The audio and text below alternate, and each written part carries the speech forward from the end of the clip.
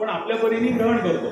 सगळंच काही आपण घेऊ शकत नाही, पण जे काही आपण ग्रहण केलंय, शिकून घेतलंय, त्याची प्रॅक्टिस केली आहे, त्याच्याविषयी अभ्यास केलेला आहे, चर्चा केलेली आहे, हे सगळं आपल्या मुखावाटे योग्य वेळेला बाहेर येणं, बोललं जाणं, याला सुद्धा गुरुकृपेची आणि देवांच्या आशीर्वादाची आवश्यकता असते. म्हणून मंगलाचरण हे सगळ्यांचं जे मंगलाचरण असतं, आपलं आराध्य दैवत असतात, आपले गुरु असतात, त्या सगळ्यांसाठी हे मंगलाचरण, त्यांचं स्मरण करावं आणि मग आपल्या बोलण्याला सुरुवात करावी. नाही तर अभ्यास केलाय खूप, पण योग्य वेळेला ते जर का आपल्याला आठवलंच नाही आणि तर प्रश्न पडेल मोठा.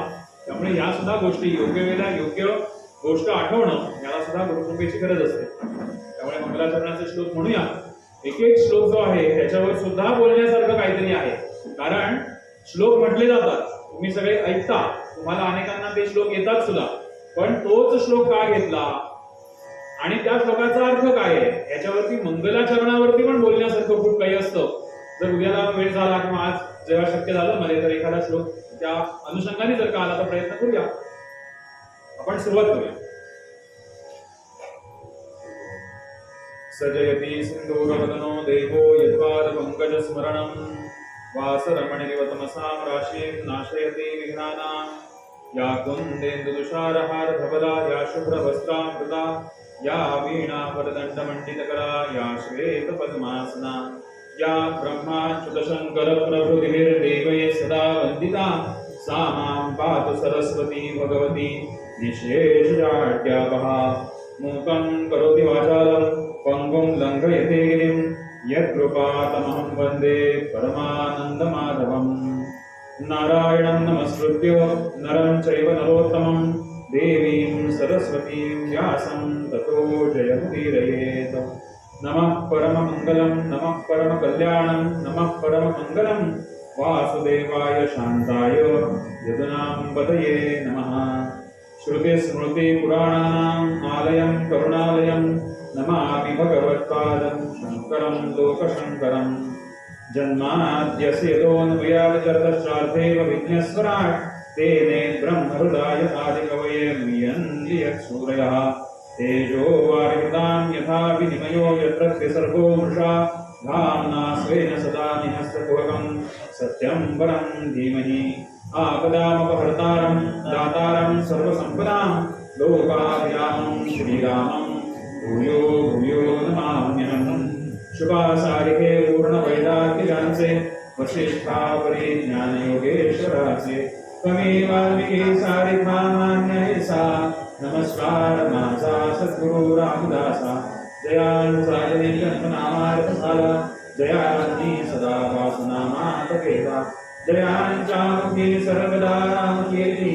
नमस्कार या ब्रह्मचैतन्यमूर्ती श्रोता वक्ता श्री गुरुदेव दत्त गुरुदेव दत्त गुरुदेव दत्त. श्री लक्ष्मीनारायण महाराज की जय. वासुदेवानंद सरस्वती महाराज की जय.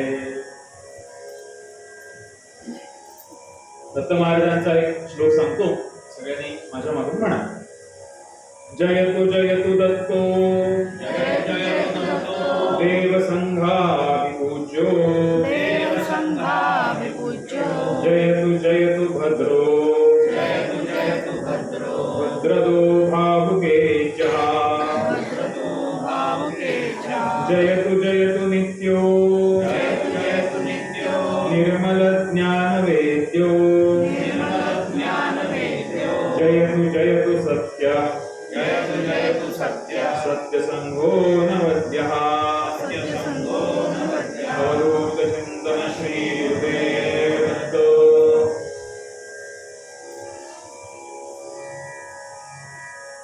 आचार्यांच्या जयंतीच्या निमित्ताने आपण सुरू केलेली ही प्रवचनमाला.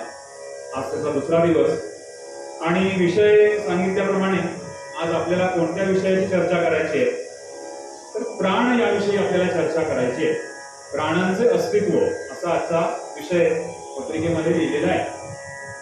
कसं होतं, ह्या सगळ्या वेदांताचा अभ्यास करताना विषय काय द्यायचा असा मोठा प्रश्न पडतो आणि विषय जोपर्यंत समजत नाही तोपर्यंत त्या दिवशी आपल्याला ऐकायला काय मिळणार आहे त्यानुसार येणं किंवा न येणं किंवा तत्सम काहीतरी आपली हातातली कामं बाजूला ठेवून गेलं पाहिजे, असा काहीतरी विषय त्या सांगायचा हेतू काय, पत्रिकेवरती विषय काहीतरी असला पाहिजे, कोणत्या विषयावर आपण बोलणार. पण वेदांताचं सार एकंदर सगळं बघता सगळा अभ्यास जर आपण करत असतो, आपण बरेच जण आपण अभ्यास आहोत, वाचन करतो बरेच जण, तर वेदांताचा अभ्यास करताना असं जाणवतं की सगळं गोल फिरून परत आपण त्याच ठिकाणी येतो. पण तरी सुद्धा ते गोल फिरण्याच्या वाटेत आपल्याला काय काय लागणार आहे आणि कुठच्या मार्गाने आपण इथपर्यंत पोहोचायचंय, याच्यासाठी आज आपण थोडंसं प्राण याविषयी चर्चा करणार. काल आपण थोडीशी चर्चा अशी केली की शिष्य कसा असतो किंवा शिष्य कधी बनतो एखादा व्यक्ती, आणि शिष्यत्वाचं नातं, गुरु शिष्याचं नातं जोपर्यंत बांधलं जात नाही तोपर्यंत आपल्याला पुढचं ज्ञान हे काही त्याच्यामध्ये प्राप्त करता येत नाही. आणि थोडंसं गोष्टीरूप असल्याशिवाय आपल्याला पण थोडं कंटाळवाणं होऊ शकतं किंवा एकदम आघात होतात आपल्या बुद्धीवरती. त्यामुळे आजचा विषय जो आहे हा थोडासा गोष्टीरूप विषय आहे. एकच गोष्ट आहे की हळूहळू आपण पुढे येणार आहोत. शिष्य किंवा एखादा व्यक्ती ज्या वेळेला जिज्ञासू बनतो त्यावेळेला तो शिष्य होतो, असं आपण काल थोडंसं त्या अर्जुनाच्या शोकामध्ये आणि भगवंतांनी त्यांना केलेल्या उपदेशामध्ये त्या गोष्टीचा थोडासा भाग बघितला. आज सुद्धा असेच काही शिष्य आपल्या आचार्यांकडे आलेले आहेत आणि ते कोणते प्रश्न विचारतात, थोडंसं काय आहे कालचं आणि आजचं जोडून घेतलं पाहिजे. त्यामुळे काल काय सांगितलं, काल कोणत्या विषयावर चर्चा झाली, आचार्यांच्या ज्ञान, कर्म आणि भक्ती हे तीनही गोष्टी आचार्यांकडे ज्या उत्कट होत्या तशा प्रत्येकामध्ये काही ना काहीतरी एक गोष्ट तरी उत्कट असली पाहिजे किंवा असते. जसं मीराबाई त्यांच्याकडे भक्ती उत्कट होती, ज्ञानेश्वर माऊलींकडे ज्ञान उत्कट होतं, आणि असेच सगळे संतांचा जर आपण विचार केला, आपण आपल्यापैकी कोणी असतं तर आपल्याकडे कदाचित कर्म उत्कट असू शकतं. पण ज्ञान, कर्म आणि भक्ती हे तीनही गोष्टी असल्याशिवाय आपल्याला अस्तित्वच राहत नाही असं म्हणणं आहे. की आपल्या अस्तित्वाचं कारण काय आहे, आध्यात्मिक पंथाकडे येताना किंवा या आपण नामस्मरण करतो, जप करतो, काही ना काहीतरी आपण करत असतो, हे सगळं करत असताना आपल्याला यश, आध्यात्मिक यश जर का मिळवायचं असेल, अनेक वेळेला ही व्याख्या मी इथून सांगितलेली आहे, त्याच्याविषयी विचार आपण केलेला आहे.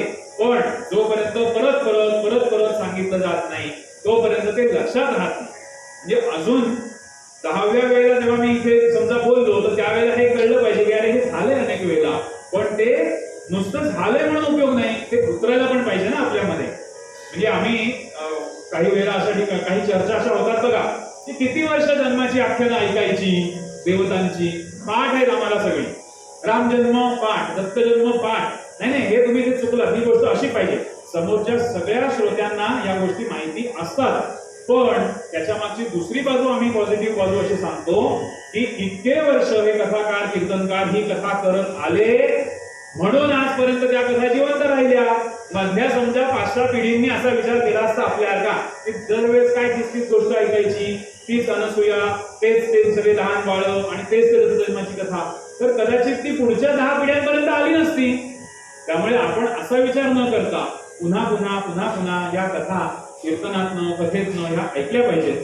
त्यामुळे अनेक वेळेला, उद्या परवा सुद्धा 2-3 वेळेला या गोष्टी तुमच्यापर्यंत येतील. आध्यात्मिक यश याविषयी आपण बोलतोय. आध्यात्मिक यश म्हणजे काय, तर आपला हेतू काय आहे, सरळ सोपं करून सांगणं, फार क्लिष्ट किंवा समजण्याच्या बाहेरचं असं काही नाहीये. आध्यात्मिक यश याची व्याख्या आम्हाला गुरुजी असं सांगतात की देवामधलं आणि माझ्यामधलं अंतर शून्य करणं, कमी करणं नव्हे. कारण कमी मध्ये सुद्धा काहीतरी अंतर शिल्लक राहतं.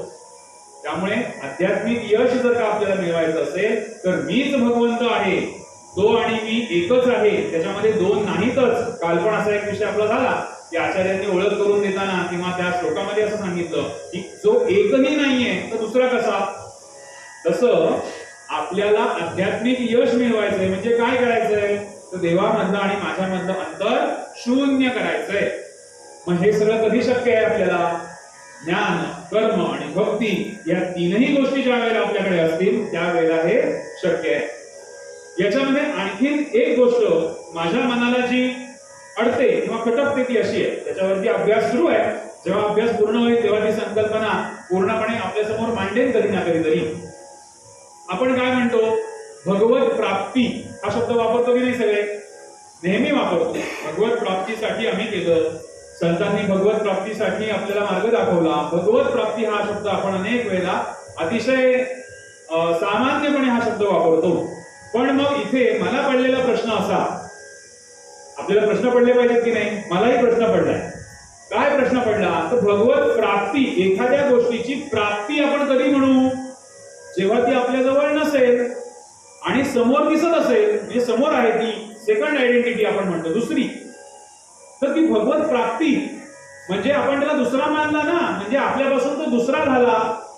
मग हे आपल्याला वेदांताचा अभ्यास करताना शक्य आहे का हो? भगवत प्राप्ती हा शब्द कदाचित मला माझ्यासाठी तो गोंधळाचा वाटतो आहे, कारण हे असू शकत नाही. भगवंत मीच आहे, तो आणि मी जर का एकच आहोत असं जर का आपल्याला प्रत्येक वेळेला मनावर ठसवायचंय, सगळ्यांना सांगायचंय, आपण समजूत आपण मनामध्ये बिंबवायचं आहे, तर मग भगवत प्राप्ती हा शब्द आपल्याला थोडासा मला खटकतो. त्याच्यावरती अभ्यास सुरू आहे. आम्ही अनेक गुरुजींनाही आम्ही प्रश्न विचारले. हळूहळू ती पायरी यायला अजून वेळ आहे की भगवत प्राप्ती म्हणजे काय इथपर्यंत पोहोचणं, म्हणजे या शब्दाची संकल्पना म्हणून. बाकी एरवी वापरायला शब्द चांगला आहे, भगवत प्राप्ती. भगवंत मी मिळवला. अरे मिळवला म्हणजे कधी?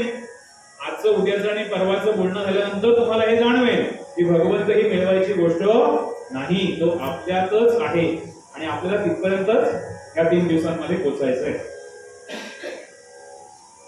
तर शिष्य जिज्ञासू भावनेनी आलेला व्यक्ती तो शिष्य बनतो आणि आचार्य त्याला शिष्यत्व देतात आणि त्याला त्याच्या शंकांचं जे काही असेल ते उत्तर देतात.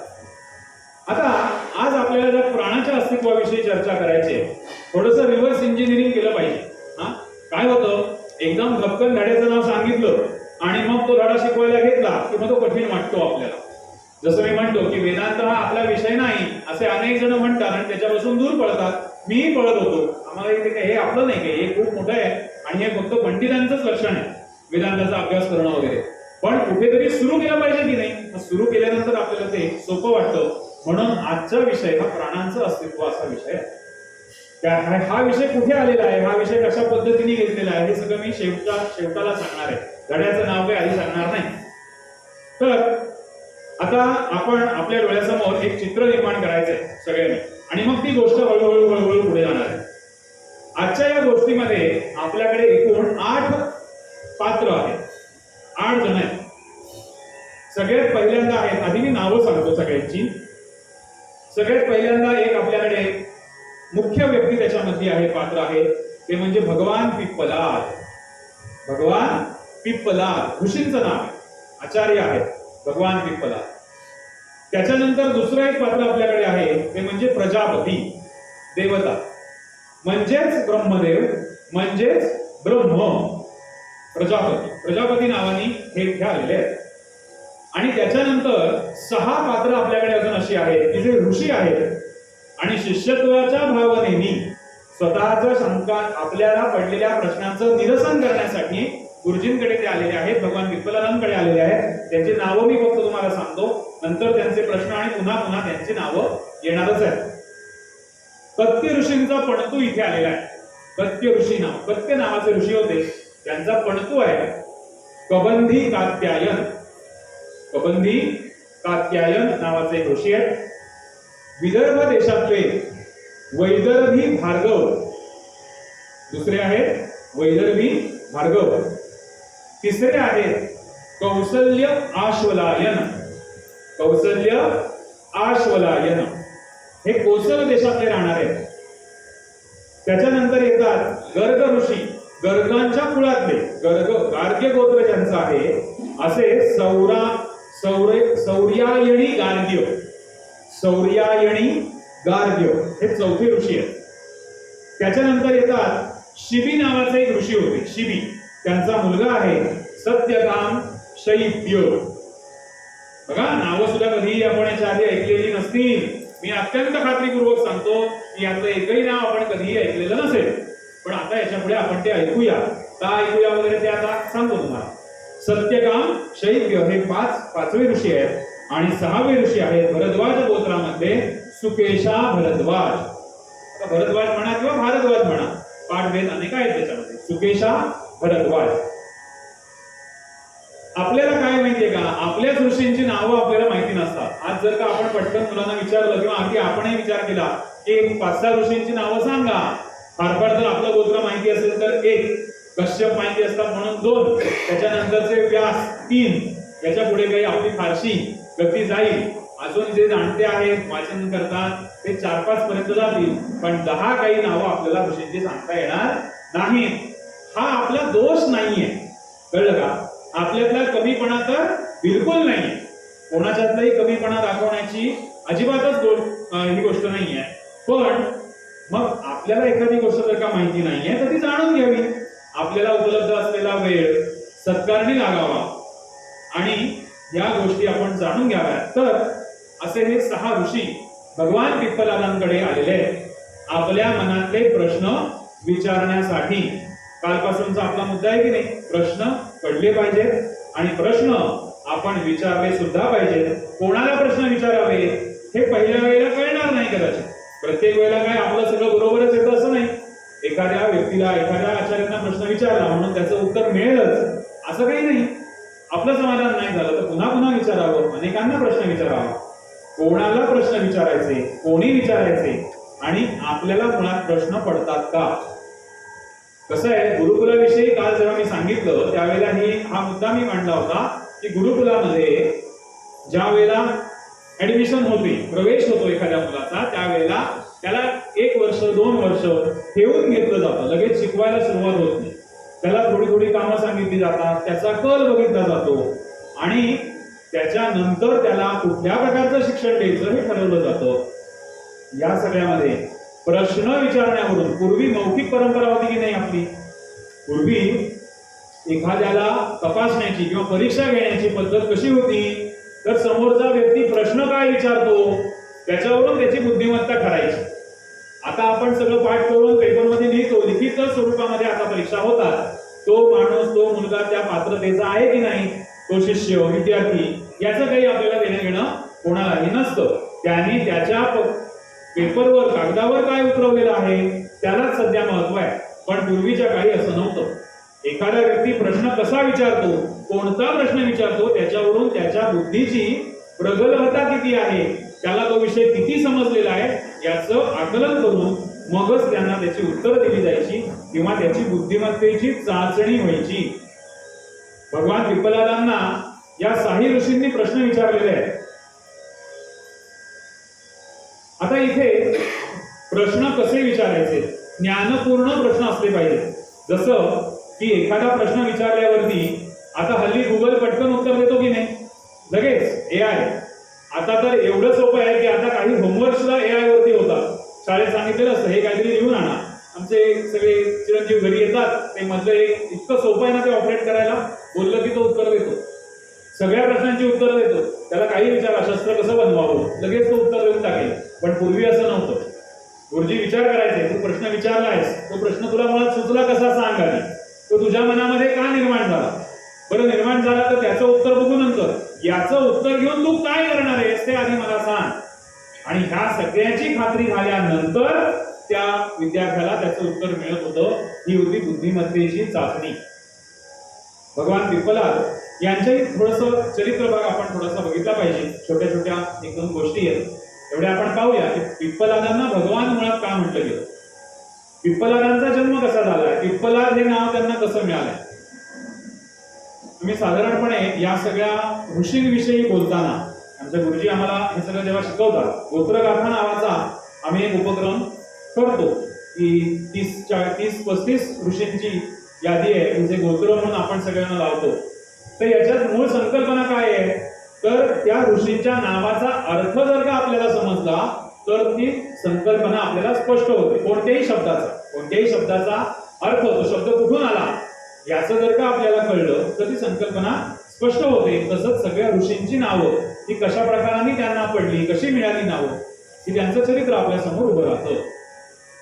दधीची ऋषी सगळ्यांना माहिती आहे, ऐकून तरी. दधीची ऋषी, त्यांचा पुत्र म्हणजे पिप्पलाद आहे. दधीची ऋषींचा पुत्र हे भगवान पिप्पलाद आहेत. झालं असं की दधीची ऋषींचं जेव्हा देहावसान झालं त्यावेळेला हे ऋषी मातेच्या गर्भामध्ये होते आणि त्यावेळेला दधीची ऋषींचं देहावसान झाल्यामुळे त्यांच्या आईला, मातेला म्हणजे पत्नीला दधीची ऋषींच्या सती जायचं होतं, पण गर्भ वाढत होता, त्यामुळे त्यांनी तो गर्भ काढून पिंपळाच्या ढोलीमध्ये ठेवला. पिंपळ वृक्षाच्या ढोलीमध्ये तो ठेवला. आता अशा गोष्टी जेव्हा समोर येतात ना, तेव्हा आपण अनेक वेळेला होतांड म्हणतो या गोष्टींना. म्हणतो, खरंच म्हणतो. जसं एक गोष्ट जमदग्नी ऋषींच्या बाबतीत, विश्वामित्र ऋषींच्या बाबतीत, की वृश्चिक ऋषींची गोष्ट जेव्हा सांगितली जाते, तेव्हा ते म्हणतात की त्यांनी 2 चरू बनवले आणि एक चरू क्षात्र तेजाचा आणि एक चरू ब्रह्म तेजाचा असा बनवला. आणि त्यावेळेला आपलं विज्ञान एवढं प्रगत होतं, आपली परंपरा, आपली शास्त्र एवढी प्रगत होती की हे सगळं शक्य होतं.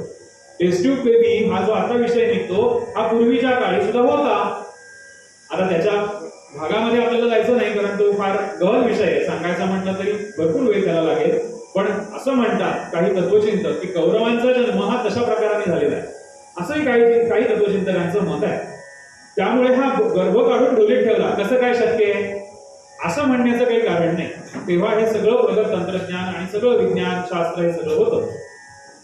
आता हा गर्भ त्या पिंपळाच्या ढोलीमध्ये काढून ठेवल्यानंतर त्यांचं सगळी वाढ तिथे त्यांची झालेली आहे, त्यांचा जन्म तिथे झालेला आहे. आणि त्या पिंपळाची पानं, फळं आणि त्या पिंपळाच्या झाडापासून जे काही मिळेल ते खाऊन हे ऋषी वाढलेले आहेत, म्हणून त्यांचं नाव पडलेलं आहे पिप्पलाद. पिंपळाच्या झाडाशी, पिंपळामध्ये ते वाढले म्हणून त्यांचं नाव आहे पिप्पलाद. आता हे सगळं सुरू असताना एक दिवस शनिदेव तिथे त्यांना भेटण्यासाठी म्हणून आले. आता शनिदेव भेटण्यासाठी आले असं पण म्हणूया, कदाचित त्यांना ते पीडा देण्यासाठी म्हणा, त्यांच्याशी काहीतरी परीक्षा घेण्यासाठी म्हणा, म्हणून ते आलेले असते. पण त्यांची परीक्षा सुरू झाल्यावरती या पिप्पलादांनी त्यांना अशी काही उत्तरं दिली, अशी काही शास्त्रांची चर्चा त्यांच्याबरोबर केली की शनिदेव प्रसन्न झाले. आणि त्यांनी तेव्हा वर त्यांना असा दिला, किंबहुना सर्व मानव जातीला असा वर दिला की 12व्या वर्षापर्यंत माझी पीडा कोणालाही होणार नाही. मी प्रसन्न आहे तुमच्यावर. तुझ्या वयाचे असल्यापर्यंतच्या लहान मुलांवर माझी वाईट नजर काही पडणार नाही, सगळ्यांचं कल्याण होईल. त्यामुळे असंही एक तिथे आपल्याला संदर्भ दिसतो की भगवान पिप्पलादांना शनिदेवांनी हा वर दिला आणि वैश्विक नियम बनला की 12 वर्षापर्यंत कोणालाही साडेसातीचा त्रास किंवा शनीच्या वक्रदृष्टीचा त्रास होणार नाही. उपनिषदकालीन महान आचार्य म्हणून या पिप्पलादांची ओळख आहे. आणि अथर्व वेदाचे आद्य संकलन करता असे यांना म्हणतात. वेद माहिती 4 वेद आहेत, त्यातला अथर्ववेद जो आहे त्याचे आद्य संकलन करता म्हणून या पिप्पलादांना म्हटलं जातं. व्यासांनी वेदांचे 4 भाग केले आणि त्याचा सुमंतू नावाचे ऋषी होते, त्यांना हा अथर्ववेद दिला आणि त्यांच्याच पुढच्या शिष्य परंपरेमधले हे पिप्पलाद आहेत. आणि भगवान ही त्यांना या सगळ्या गोष्टींमुळे, त्यांच्या ज्ञानामुळे त्यांना भगवान ही पदवी मिळाली. मोक्षशास्त्र नावाचं एक शास्त्र आहे, त्याला पिप्पलाद शास्त्र असं म्हणतात. इतकं मोठं काम या पिप्पलाद ऋषींचं आहे. प्रचंड प्रमाणात लिखाण सुद्धा या पिप्पलाद ऋषींनी केलेलं आहे, म्हणून त्यांना भगवान पिप्पलाद असं म्हटलेलं आहे. प्रत्यक्ष भगवंताचे अवतार आहेत असे भगवान पिप्पलाद. याच्यानंतर आजच्या गोष्टीमध्ये दुसरं पात्र आहे ते म्हणजे प्रजापती. प्रजापती म्हणजे ब्रह्मदेव, ब्रह्मा काही म्हणा. आता आज उद्या परवा या सगळ्या दिवसांमध्ये आपल्याकडे ज्या ज्या वेळेला आत्मा, आत्मतत्व, परब्रह्म, भगवंत, ओंकार, प्रणव, सत्य हे सगळे शब्द जे येतील हे सगळे समानार्थी शब्द आहेत. जसं प्रत्येक वेळेला सांगायला नको. एकदा जर का म्हटलं की परब्रह्म हेच अंतिम सत्य आहे, ब्रह्म म्हणजेच ते आहे, सत्य म्हणजेच ते आहे, हे सगळे समानार्थी शब्द आहेत आणि हे सगळे ब्रह्मतत्वालाच उद्देशून आलेले शब्द आहेत. म्हणजे आपल्याला शेवटच्या दिवशी ओंकाराची साधना हा जो विषय बघायचा आहे, त्यातला प्रणव म्हणजे सुद्धा ब्रह्मतत्वच आहे. त्यामुळे हे सगळं ब्रह्मदेवांना उद्देशून, ब्रह्म म्हणून जे आपण म्हणतो त्यालाच उद्देशून असलेले हे सगळे शब्द आहेत. आता कोणी विचारले प्रश्न, ते 6 ऋषींची नावं मी तुम्हाला सांगितली. पुन्हा एकदा सांगतो. काय एखादं नाव जरी लक्षात राहिलं तरी पुरेच आहे आपल्याला आज घेऊन जाताना. सुकेशा भरद्वाज, सत्यकाम शैव्य, सौर्यायणी गार्ग्य, कौशल अश्वलायन, कबंधी कात्यायन आणि वैदर्भी भार्गव. ही नावं आपल्याला नवीन आहेत, हळूहळू लक्षात राहतील. मध्य काळामध्ये काळामध्ये काय झालं, ही सगळी नावं आपण मुद्दामून विसरली पाहिजे म्हणून काही कारस्थानं रचली गेली. त्याविषयी चर्चा करण्याचे कारण नाही, आपल्याला हा सगळा काळ चांगला माहितीये. आपली संस्कृती विसरावी तरच भारतवासी सगळे जे आहेत हे गुलाम बनतील, त्यांच्यावर आपण आक्रमण करू शकू, हे इतर लोकांना चांगलं माहित होतं. बाहेरच्या येणाऱ्या लोकांना, आक्रमकांना माहित होतं की यांच्या कोणत्या मुळावर घाव घातला म्हणजे आपल्याला यांच्यावर राज्य करता येईल. त्यामुळे अभिमानाची भावना, प्राऊड फिलिंग आपण म्हणतो, अभिमानाची भावना आपली कशी मारली जाईल याचाच प्रत्येक वेळेला हा सगळा विचार केला गेला. आपल्याला आईन्स्टाईन माहिती असतो, पण प्राचीन शाल औपमन्यू हे माहित नसतात. आता प्राचीन शाल म्हणजे काय, महाशाल म्हणजे काय, ह्या पदव्या आहेत त्यांना दिलेल्या. आपण म्हणतो ना नवकोट नारायण, लक्षाधीश, अब्जाधीश, तसं हे त्यावेळेचं नाव आहे. प्राचीन शाल, औपमन्यू, महाशाल म्हणजे ज्यांच्याकडे स्थावर जंगम मालमत्ता भरपूर आहे, भरपूर हजारो लाखो गायी गुरं आहेत, असे श्रीमंत असे असलेले, भरपूर साधन संपत्ती असलेले, हजारोंच्या मुळात 10,000 शिष्य असतील तरच त्यांना काहीतरी आचार्य म्हणावं. विपस म्हणजे कुलगुरु हा जो शब्द आलाय त्याच्या मागे ती संकल्पना आहे की ज्यांच्याकडे 10,000 विद्यार्थी घरी राहून शिकतायत, गुरुकुलात राहून शिकतायत, त्यांना कुलगुरु म्हणावं. म्हणून आपल्या विद्यापीठांना ते कुलगुरु शब्द आलाय ना, तो तशा अर्थाने आलेला आहे की यांच्याकडे 10,000 पेक्षा जास्त विद्यार्थी आहेत. त्यामुळे ह्या सगळ्या गोष्टी, प्राचीन शाल आहे, महाशाल आहे, ह्या सगळ्या आपल्या ऋषींच्या पदव्या होत्या. आणि एवढं सगळं असून सुद्धा आपण म्हणतो की अरे ऋषी ते होते, मग त्यांना या साधन संपत्तीची गरज काय, हजारो गाई गुरांची गरज काय त्यांना, कशासाठी त्यांना स्थावर जंगम मालमत्ता हवी, सगळी जागा जमीन जुमला संपत्ती हवी. एवढं सगळं सोबत बरोबर असून सुद्धा हे माझं नाही, हे देवाचं आहे, हे समाजाच्या कल्याणासाठी आहे, म्हणून अशा भावनेनेच हे सगळे ऋषी वागत होते. ज्या ज्या वेळेला दुष्काळ पडले, आपल्या ऋषींच्या ना अतिशय सुरस आणि छान कथा आहेत. आम्ही जेव्हा शनिवारचे इथे वर्ग घेतो तेव्हा 4-5 ऋषी यंदा सांगितले, प्रत्येक शनिवारी एक दोन शनिवार मिळून एक ऋषींविषयी सांगितली गोष्ट. ज्या ज्या वेळेला त्या ऋषींच्या प्रदेशामध्ये दुष्काळ पडलेला आहे तेव्हा वर्षानुवर्ष अन्नधान्याचा पुरवठा या ऋषींनी आपल्या गायत्रीच्या सामर्थ्याने केलेला आहे. आपण गायत्री मंत्राचा जप रोज करावा. ऋषींकडे गायत्रीचं सामर्थ्य होतं म्हणून ते दुष्काळ दूर करू शकत होते. ते जसं आचार्य हाक मारल्याबरोबर त्यांच्यासाठी भगवंत अवतरत होता, तसं यांच्यासाठी अन्नधान्य कधीही कमी पडत नव्हतं. केवळ गायत्रीच्या सामर्थ्याने अनेक ऋषींनी दुष्काळ दूर केलेला आहे, आपल्या प्रजेचा सांभाळ केलेला आहे. पण एवढी संपत्ती असून सुद्धा हे समाजाच्या कल्याणासाठी आहे असं मानून या प्राचीन शाल, महाशाल अशा ऋषींनी काम केलंय. दुर्लभम भारते जन्म असं म्हणतात ना, भारतामध्ये जन्म होणं ही एक दुर्लभ गोष्ट आहे. आपल्या सगळ्यांना ती सौभाग्याने मिळालेली आहे. एतत् देश प्रसूतस्य सकाशात अग्रजन्मनः स्वस्व चरित्र शिक्षेयं पृथिव्यां सर्व मानवः. इथे चारित्र्याचं शिक्षण मिळतं. आपण कालही याविषयी बोललो की आपल्या भारतामध्ये, आपल्या संस्कृतीमध्ये अशी काही महनीय व्यक्तिमत्व होऊन गेली की ज्यांचं अनुकरण आपण करावं, त्यांच्या चारित्र्याचा आपण अभ्यास करावा आणि त्यांच्यासारखं वागण्याचा प्रयत्न करावा. ही चारित्र्य कशातून बनतायत? ही चारित्र्य बनतायत आणि समाजाला शिक्षित करण्याचं काम करतायत. हे समाजाला शिक्षित करण्याचं साधन असं मनुस्मृतीने म्हटलेलं आहे. ही चारित्र्य बनणं, भारत आपण म्हटलं ना, बुद्धीमध्ये ज्ञानामध्ये रत असणे, आणि याच्यामुळे काय होणार आहे, अशी चारित्र्य घडणार आहेत आणि हीच चारित्र्य समाजाला शिक्षित करण्याचं साधन आहे असं मनुस्मृती म्हणते. मनुस्मृतीविषयी अनेक काय म्हणतात गोंधळाच्या परिस्थिती किंवा कमी जास्त समाजामध्ये बऱ्याच काही गोष्टी प्रचलित आहेत, पण काही आपण ते वाचलं पाहिजे. आपण त्या ग्रंथांकडे गेल्याशिवाय आपले गैरसमज, आपले प्रश्न आपण निर्मूलन त्या प्रश्नांचं केलं पाहिजे, उत्तरं शोधली पाहिजे. त्यामुळे इथली ज्ञान परंपरा संपवण्यासाठी प्रयत्न झाले. ज्ञान परंपरा, संस्कृती, धर्म हे टिकवण्यासाठी आपली भारतीय संस्कृती आणि त्याची ज्ञान परंपरा की ज्याच्यातून या चारित्र्यांची निर्मिती होते आणि समाज शिक्षित होतो. ज्ञानाचं संरक्षण आपण केलं पाहिजे आणि ज्ञानाचं संवर्धन केलं पाहिजे, म्हणून हा सगळा प्रपंच सुरू आहे. आता ज्ञानाचं संरक्षण केलं पाहिजे म्हणजे काय? तर आपण ते शिकून घेतलं पाहिजे. स्वतः पुरतं शिकलं. एखादी गोष्ट स्वतः पुरती शिकली म्हणजे त्याचं आपण संरक्षण केलं. त्यातून पुढे जाऊन त्या गोष्टीचं संवर्धन केलं. म्हणजे काय केलं? तर मला कळलेली गोष्ट मी अजून 4 लोकांना गोळा केली आणि त्यांच्यापर्यंत ती पोहोचवली. म्हणजे झालं संवर्धन. ज्ञानाचं संरक्षण करावं आणि संवर्धन करावं म्हणजे चारित्र्य निर्मिती होते.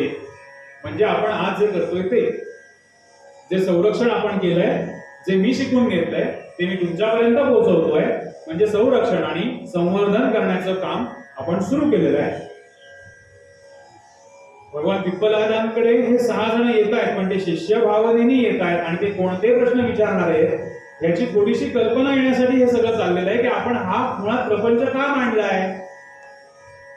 आपल्याला संरक्षण करायचंय, संवर्धन करायचंय. होतं काय माहितीये का? अनेक वक्ते किंवा अनेक अभ्यासक हे संत साहित्यावरती बोलतात, बरोबर. संतांनी सुद्धा हेच सगळं सांगितलंय अतिशय सोप्या भाषेमध्ये, ओव्या रचून, अभंग रचून आपल्यापर्यंत ते पोहोचवलंय.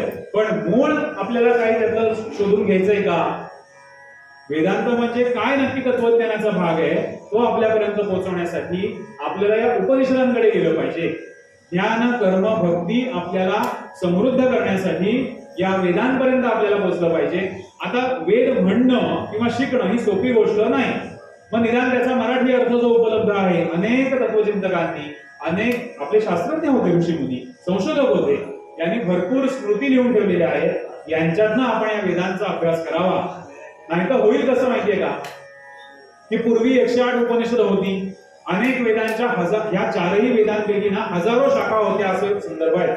हजारो शाखा, 1, 2, 4 नव्हे. आता आपल्याला प्रत्येक वेदाची एकाच, दुसरी, तिसरी, चौथी फार शाखा मिळते, पण हजारो शाखा होत्या असे उल्लेख आहे.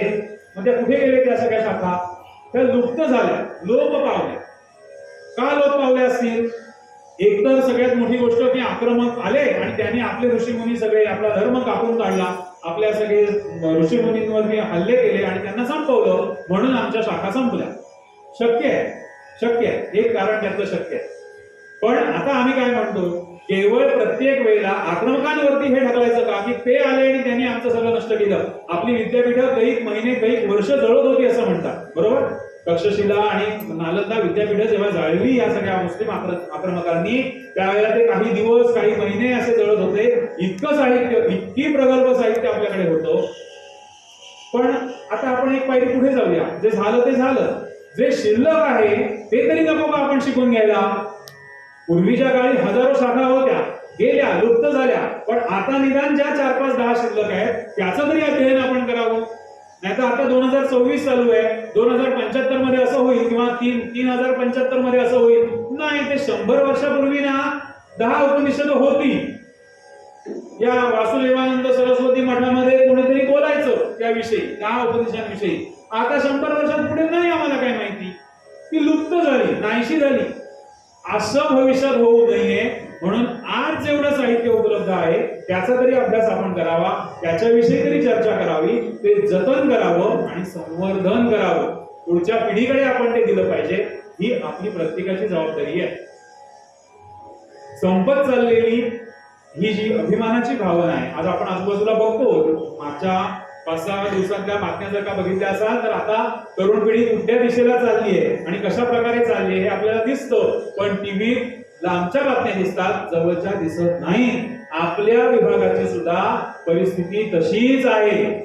आपण डोळे उघडे ठेवून, कान उघडे ठेवून जर समाजात वावरलात तर आपल्याला सुद्धा आजूबाजूला अशाच प्रकारची तरुण पिढी दिसते. फक्त ती बातमी समोर येत नाही म्हणून आपल्याला समजत नाही. अभिमानाची भावना निर्माण करण्याचं काम हे आपल्या प्रत्येकाचं आहे. ज्ञानी लोकांची ही जबाबदारी आहे की चारित्र्याची निर्मिती झाली पाहिजे. लहान मुलांमध्ये आतापासून या अभिमानाच्या भावना हिंदू संस्कृतीच्या निर्माण झाल्या पाहिजेत, आपल्या वेदांताविषयी निर्माण झाल्या पाहिजेत आणि वेदांकडे जाण्यासाठी त्यांना आपण प्रोत्साहित केलं पाहिजे. छोट्या छोट्या गोष्टी सांगून का होईना पण त्यांना प्रोत्साहित केलं पाहिजे. आता तुम्ही सगळ्यांनी आपल्या डोळ्यासमोर एक चित्र असं आणा, आपल्याला गोष्ट सांगायची ना, गोष्ट सुरू. प्रॅक्टिकल दिल्याशिवाय आपल्याला पटकन समजत नाही की 6 ऋषी एका ठिकाणी एकत्र आलेले आहेत, त्यांचं संमेलन आहे असं म्हणा. कारण देश मी प्रत्येक वेगळे वेगळे सांगितले तुम्हाला. कोण विदर्भ देशातनं आलाय, कोण कोसल मधनं आलाय, कोण कबंदी कात्यायन तिकडनं आलेले आहेत. हे सगळेजण आपापल्या क्षेत्रामध्ये मी आत्ता जे सांगतोय हे कार्य करतायत.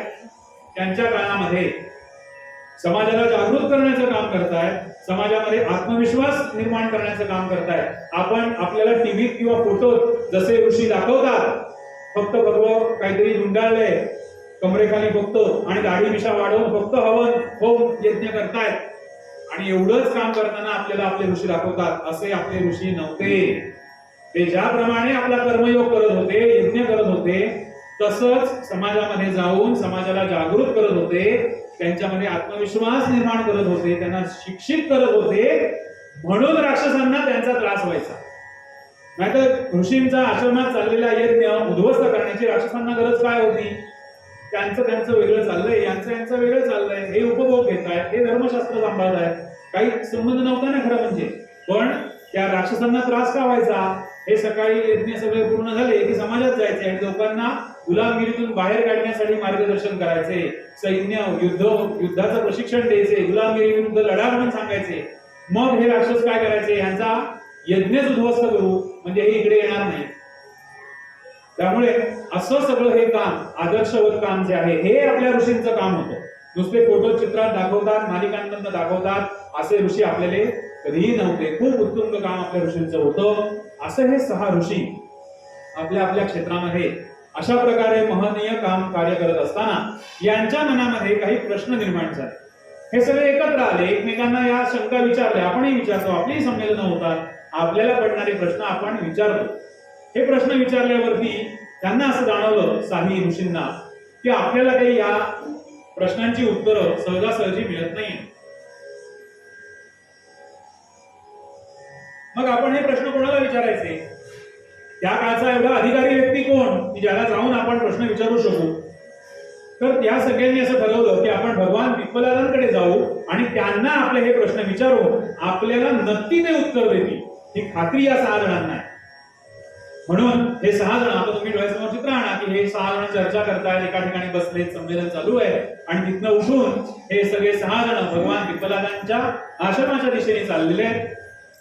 जातानाही त्यांच्या काही चर्चा होत आहेत, कोणाला काय प्रश्न पडलेत, कोणाला काय प्रश्न पडलेत, कसे प्रश्न विचारायचे. आणि भगवान पिप्पलादांच्या आश्रमामध्ये हे सगळे जण आलेले आहेत. साही ऋषी भगवान पिप्पलादांच्या आश्रमामध्ये आलेले आहेत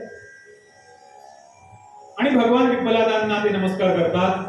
स्वागत सगळं होतं आणि आता हे प्रश्न विचारणार.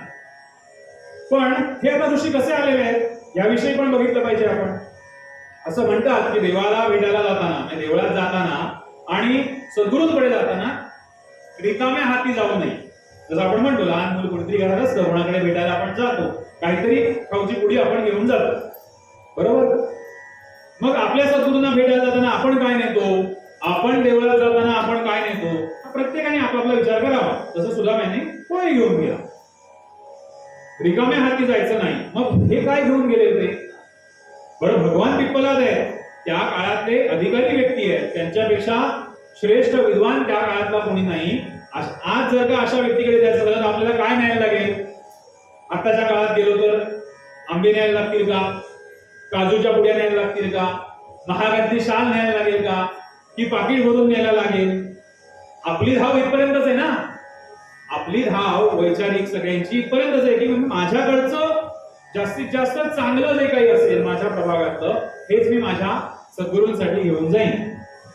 ह्या शिष्याने काय आणलं होतं? इथे उपनिषदकार खूप एक चांगली संकल्पना आपल्याला असं मांडतात. एका शब्दामध्ये सूत्र सांगितलेलं आहे, सूत्र आहे, त्यामुळे त्याचा विस्तार हा खूप मोठा आहे. हे सगळेजण जातात, हे समित पाणयः असे जातात. कसे जातात? समित पाणयः. काय नेलंय यांनी आपल्या बरोबर जाताना? खऱ्या सद्गुरूला काय अपेक्षित असतं? पाणी म्हणजे काय? हात. हाताला पाणी हा शब्द आहे. आणि समित म्हणजे समिधा. तर समिधा सगळ्यांना माहिती, हवनावेला जे वापरलं जातं समिधा वापरतात. काय होतं समिधांचं? तर हवन होतं. आपण ते यज्ञकुंडामध्ये स्वाहा करतो, समिधा.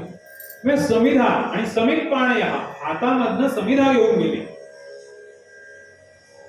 खूप मोठा शब्द आहे हा. जरी आकाराने लहान असेल तरी संकल्पना खूप मोठी आहे. मुळात समिधाच का नेल्या? त्यांच्याकडे असं दुसरं काही नव्हतं का? आपलं मगाशी जे सांगितलं त्यातलं काही नव्हतं का त्यांच्याकडे नेण्यासारखं? समिधाच का नेल्या आणि हातातच का नेल्या? पिशवीत नेऊन चालले असते ना, बॅगेत भरून झोळी आहे प्रत्येकाच्या खांद्याला ना, काहीतरी ऋषी आहेत ते, काहीतरी एवढे गेले प्रवास करायला म्हणजे काहीतरी झोळी पिशवी असणार बरोबर, त्यात ठेवून का नेल्या नाही? या दोन गोष्टी आपल्याला समजून घेतल्या पाहिजेत की समिधाच का? कारण समिधा आपण स्वाहा करतो. कशाचं स्वाहा करायचंय? समिधा हा आता एक प्रतिनिधित्व एका शब्दाचं करतोय, प्रतिनिधी म्हणून आलेला आहे, उदाहरण म्हणून आलेलं आहे की समिधा नेल्या. स्वाहा करण्यासाठी समिधा नेल्या. स्वाहा करायचंय म्हणजे सोडून द्यायचंय. यज्ञामध्ये समिधा सोडली की ती काही परत आपल्याला त्यातलं मिळत नाही. कशाचं स्वाहा करायचंय आणि कशाचं स्वधा करायचंय? स्वाहा करणं म्हणजे सोडून देणं, अर्पण केलं, सोडून दिलं एकदा. आणि स्वधा केलं, स्वधा करणं म्हणजे धारण करणं. एखादी गोष्ट आपल्यामध्ये उतरवायची असते. आपण एखाद्या प्रकांड पंडिताला नमस्कार करतो, आपण वैदिकांना नमस्कार करतो. हा नमस्कार त्या व्यक्तीला नाहीये, त्या व्यक्तीने धारण जे वेद धारण केलेले आहेत त्या धारणेला, त्या वेदांसाठी आपण त्यांना नमस्कार करतो. स्वधा करणं म्हणजे धारण करणं आणि स्वाहा करणं म्हणजे सोडून देणं. कसली समिधा आणली होती? मागच्या वेळेला एका विषय मागच्या ह्याच्यामध्ये झाला होता की नचिकेतांनी स्वाहा केलेला आहे आणि स्वधा केलेला आहे. नित्याची अनित्याची स्वाहा हा विषय इथेही झालेला आहे. गेल्या वेळेला आपण ईशावास्योपनिषद जेव्हा बोललो होतो त्यावेळेला नित्य आणि अनित्य ही संकल्पना समजून सांगताना अनित्याचं आपल्याला काय करायचंय? स्वाहा करायचंय, सोडून द्यायचंय. जे जे म्हणून अनित्य आहे ते आपल्याला सोडून द्यायचंय आणि जे जे नित्य आहे ते आपल्यामध्ये आपल्याला धारण करायचंय, स्वधा करायचंय. मग काय काय सोडायचंय आपल्याला? शिष्य म्हणून आले, समिधा घेऊन आले. मला प्रश्न विचारायचा आहे. काल आपण म्हटलं की नाही, काल अर्जुनाने काय सांगितलं? शिष्यस्तेहम, मी तुझ्या पायाशी आलेलो आहे, शरणागती आहे, मी तुला शरण आलेलो आहे. माझ्यामधला माझापणा, मीपणा म्हणून जो काही आहे तो सगळा सोडायचा आहे आपल्याला. आपले षड्रिपू सोडायचे, आपले ते वाईट गुण सोडायचे, आपला आळस सोडायचा आहे. हे सगळं स्वाहा करायचंय आणि हे समिधेच्या रूपाने दाखवलेलं आहे की हातात समिधा घेऊन आले. आता हातातच का घेऊन आले? पिशवीत का घेऊन आले नाही? साधी गोष्ट आहे की नाही? आता आपण इथून जरी एक 5-10 किलोमीटरचा प्रवास करायचा म्हटला आणि हातात एखादी गोष्ट घेऊन ठेवली, शक्य नाही आपल्याला ते. पण हातात समिधा का? दत्तांबरोबरचे अनेकांचे संवाद हे वाचनीय आहे. दत्त अनुसूया संवाद आहे, दत्त गोरक्ष संवाद आहे. त्याच्यामध्ये एकदा प्रश्न विचारलेला आहे की मोक्षाचं साधन काय? दत्त महाराजांनी ताबडतोब उत्तर दिलंय, तत्परता. तत्परता हेच मोक्षाचं साधन आहे. मग कशाची तत्परता? त्याच्यामध्ये विवेचन करताना तत्परता या शब्दाच्या विवेचनामध्ये एक संकल्पना अशी येते की स्वीकारार्हतेची तत्परता. स्वीकारार्हता म्हणजे काय? एखादी चांगली गोष्ट पटकन त्याला हो म्हणणं, स्वीकारणं. बऱ्याच वेळा आपल्याला असं होतं की नाही की आपल्याला आपण एखादी गोष्ट करत असतो, ती सोप्या पद्धतीने उत्तम प्रकारे कशी करता येईल असं दुसरा माणूस आपल्याला सुचवतो, पण आपण आपल्याच ठिकाणी अडून बसतो आणि असं म्हणतो की नाही, हे काही शक्य नाहीये. मग अशी स्वीकारता नाही. चांगले विषय जर का असतील तर ते आपण स्वीकारले पाहिजे, याची तत्परता. मग त्याच्यामध्ये परत काही गोष्टी आहेत, आता आपला विषय नाही की चांगल्या विचारांची तत्परता म्हणजे काय. असो, राहत नाही म्हणून सांगतो मी की महाभारतातली गोष्ट आहे की एकदा काय होतं,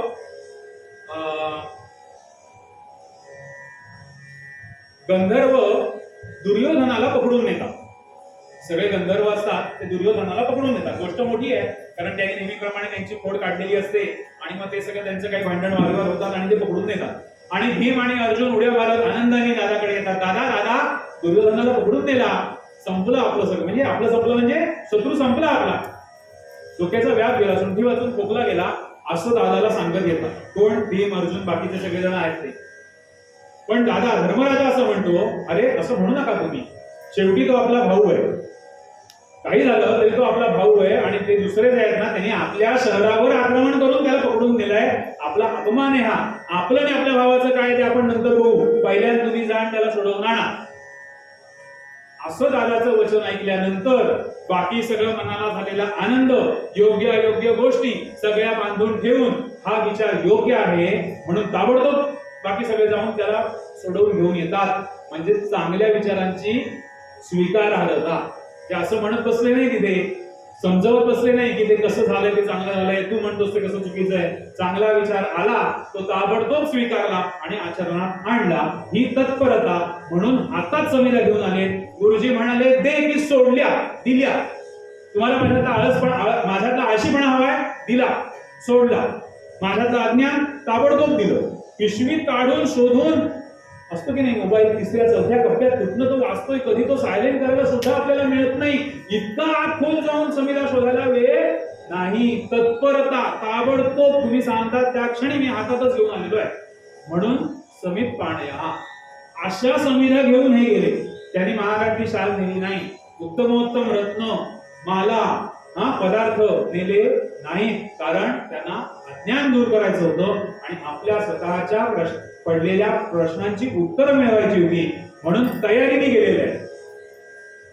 आपल्याला आपण जेव्हा प्रश्न विचारतो आपल्या सद्गुरूंना, आपल्या गुरुजींना, त्यावेळेला आपल्या मनामध्ये कदाचित थोडीशी शंकेची पाल असते की मला उत्तर मिळेल की नाही मिळेल, ते मला सांगतील की नाही सांगतील. पण श्रद्धा आपण ठेवायला लागते. हे 6 जण आता भगवान पिप्पलादांसमोर समित पाण्या, काही संकल्पना खूप मोठी आहे. समित पाण्या अजूनही बोलण्यात खूप आहे त्याच्यामध्ये. आता समिधा घेऊन उभे आहेत आणि भगवान पिप्पलादांना हे सगळे ऋषी आता आपले प्रश्न विचारतायत. काय काय प्रश्न विचारले परत परत येईल, पण एकदा सांगतो. यादी खूप मोठी आहे, 6 जण आहेत. प्रत्येकाला एक वेळ मिळालेली आहे, म्हणजे एकच चान्स मिळालेला आहे प्रश्न विचारण्याचा आणि त्याचा बरोबर उपयोग करून घेतलेला आहे या 6 जणांनी. पटपट पटपट प्रश्न सांगतो, मग आपण पुढे जाऊया. हे सगळे प्रश्न आपल्या मनामध्ये आलेत का हे फक्त प्रत्येकाने काढून घ्या की अरे हे प्रश्न पडायला पाहिजे होते, मला कसे नाही पडले, असा विचार तुमच्या मनामध्ये येईल. कबंधी कात्यायन प्रश्न असा विचारतात, सिक्वेन्स मागे पुढे होऊ शकतो उत्तर देताना नंतर. पण पहिला प्रश्न असा विचारतात की सर्व प्रजा कोठून आणि कशा उत्पन्न होतात. प्रजा म्हणजे प्रजा, सगळी सृष्टी कशा आणि कोठून उत्पन्न होतात. प्रश्न पडायला हवे होते असं प्रत्येक प्रश्नाच्या वेळेला तुम्हाला वाटेल. वैदर्भी भार्गव प्रश्न असा विचारतात, कोणकोणत्या देवता या प्रजेची धारणा करतात, त्यांना कोण प्रकाशित करतो आणि यातला सर्वश्रेष्ठ कोण. आता प्रजा तर निर्माण झाली, तर मग या प्रजेचा कोणतरी देव असला पाहिजे. त्याला प्रकाशित कोण करतो, म्हणजे जसं आपल्यामध्ये चैतन्य आहे की नाही, जे आपण सगळे आता एखादा व्यक्ती जिवंत आहे आपण म्हणतो आणि दुसऱ्या क्षणी समजा तो मृत झाला, तो गेला असं म्हणतो, म्हणजे ते चैतन्य नाहीसं होतं. मग हे चैतन्य कोण, ह्याला प्रकाशित कोणी केलंय, कोण देतो हे सगळं, यातला सर्वश्रेष्ठ कोण आहे. हा दुसऱ्या ऋषींनी वैदर्भी भार्गवांनी विचारलेला प्रश्न आहे. कौशल्य अश्वलायन जे होते त्यांनी या मधल्यामध्ये 5 प्रश्न विचारून घेतले. आपल्याला संधी मिळाल्याबरोबर 5 प्रश्न विचार एका मागोमागे. हा प्राण तयार कसा होतो. आलं, आजची आपली बोलण्याची सगळी जी काही थीम आहे, हा प्राण कसा तयार होतो, तो प्राण शरीरामध्ये कसा येतो, शरीरामध्ये तो कसा विभागून राहतो, शरीरातून तो बाहेर कसा जातो आणि याचं आध्यात्मिक रूप काय. हे 5 प्रश्न या ऋषींनी विचारले. हे सगळे प्रश्न आपल्यालाही कधी ना कधी पडायला हवे होते. आता त्याची उत्तर आपण जाणून घेऊ आणि त्याच्याविषयी जास्त अभ्यास करू. सौर्य आणि गार्ग्य नावाचे ऋषी होते, त्यांनी विचारलं, किती छान प्रश्न आहेत बघा, खूप सोपे प्रश्न आहेत. या शरीरात कोण झोपतो. आपण सगळे झोपतो की नाही, आणि वेळेवर सकाळी गजर न लावला सुद्धा उठतो, नक्की उठतो. 5-10 मिनिटं मागे पुढे होते, पण जाग येते. मग शरीरात झोपतो कोण. या शरीरात नक्की कोण झोपतो आणि कोण जागा असतो. कोणीतरी उठवतो ना आपल्याला सकाळी, जे कोणीतरी जागा आहे. सुख कोणाला होतं, आपल्याला होतं. सुख दुःखाच्या भावना आणि बाकी सगळा विषय सगळ्यांना माहिती आहे. अनेक संतांनी त्याच्यावर भरपूर लिहून ठेवलंय. सुख नक्की कोणाला होतं, स्वप्न कोण बघतो. सगळे स्वप्न बघतात. दुसऱ्या दिवशी सकाळी उठल्यावर सांगण्यासारखं असेल तर मठ मसाला लावून सगळ्यांना सांगतात. हे स्वप्न कोण बघतो. इंद्रिय कशामध्ये विलीन होतात. जेव्हा झोपतात तेव्हा इंद्रिय कशामध्ये विलीन होतात. छान प्रश्न आहेत की नाही. हे आपल्यालाही पडायला पाहिजे. कदाचित पडले असतील पण आपण विचारायला गेलो नसतो. सत्यकाम शैत्य नावाचे ऋषी आहेत, ते एकच प्रश्न विचारतात, ओंकाराच्या उपासनेने कोणता लोक मिळतो? स्वर्गलोक आणि भूलोक आपण म्हणतो ना, ओंकाराच्या उपासनेने नक्की कोणता लोक मिळतो? आणि सुकेशा भरद्वाज ऋषी आहेत, शेवटचा प्रश्न एक विचारतात की षोडश कला पुरुष कुठे राहतो? षोडश कला पुरुष कुठे राहतो? असे प्रश्न या 6 ऋषींनी विचारलेले आहेत, की जे तुमचे आमचे सगळ्यांचे प्रश्न आहेत. कधी ना कधीतरी कोणाला ना कोणाला तरी आता एखादा तरी प्रश्न पडलेला असेल, किंबहुना विचार तरी मनामध्ये निर्माण झालेला असेल, तर या सगळ्या प्रश्नांची उत्तरं एक एक करून भगवान विठ्ठला देणार आहेत पुढच्या साधारण तासभरामध्ये. आता यातला एक प्रश्न जो आहे ना, तो आपण सेपरेट त्याच्याकरता दिवसच ठेवलेला आहे, तो ते आलं की मी सांगेन. पुढच्या प्रश्नासाठी आपण वेगळा दिवस ठेवलाय आणि कसं आपण त्याचं उत्तर बघणार आहोत. बरं, आता तुमच्या सगळ्यांसमोर हे चित्र निर्माण आहे की एक एक कसा प्रश्न विचारतोय. समोर भगवान विठ्ठला बसलेले आहेत एका वृक्षाखाली छानपैकी. त्यांच्याच आश्रमामध्ये 6 जण आले, समोर उभे आहेत आणि आपापला प्रश्न विचारलेला आहे. आणि भगवान विठ्ठला अतिशय शांत चित्ताने, शांत मुद्रेने यांना असं सांगतात, तुम्ही आता माझ्याकडे आलाय, तुम्ही मला हे सगळे प्रश्न विचारले. आता मला जर का या प्रश्नांची उत्तरं माहीत असतील तर मी तुम्हाला ती, मला वाटलं तर मी देईन. मला या प्रश्नांची उत्तरं माहिती असतील आणि मला वाटलं तर मी ही उत्तरं तुम्हाला देईन. माझ्याकडे 1 वर्षापर्यंत तुम्ही राहा. काय सांगितलं त्यांना आल्या आल्या? 1 वर्षांपर्यंत तुम्ही माझ्याकडे राहा.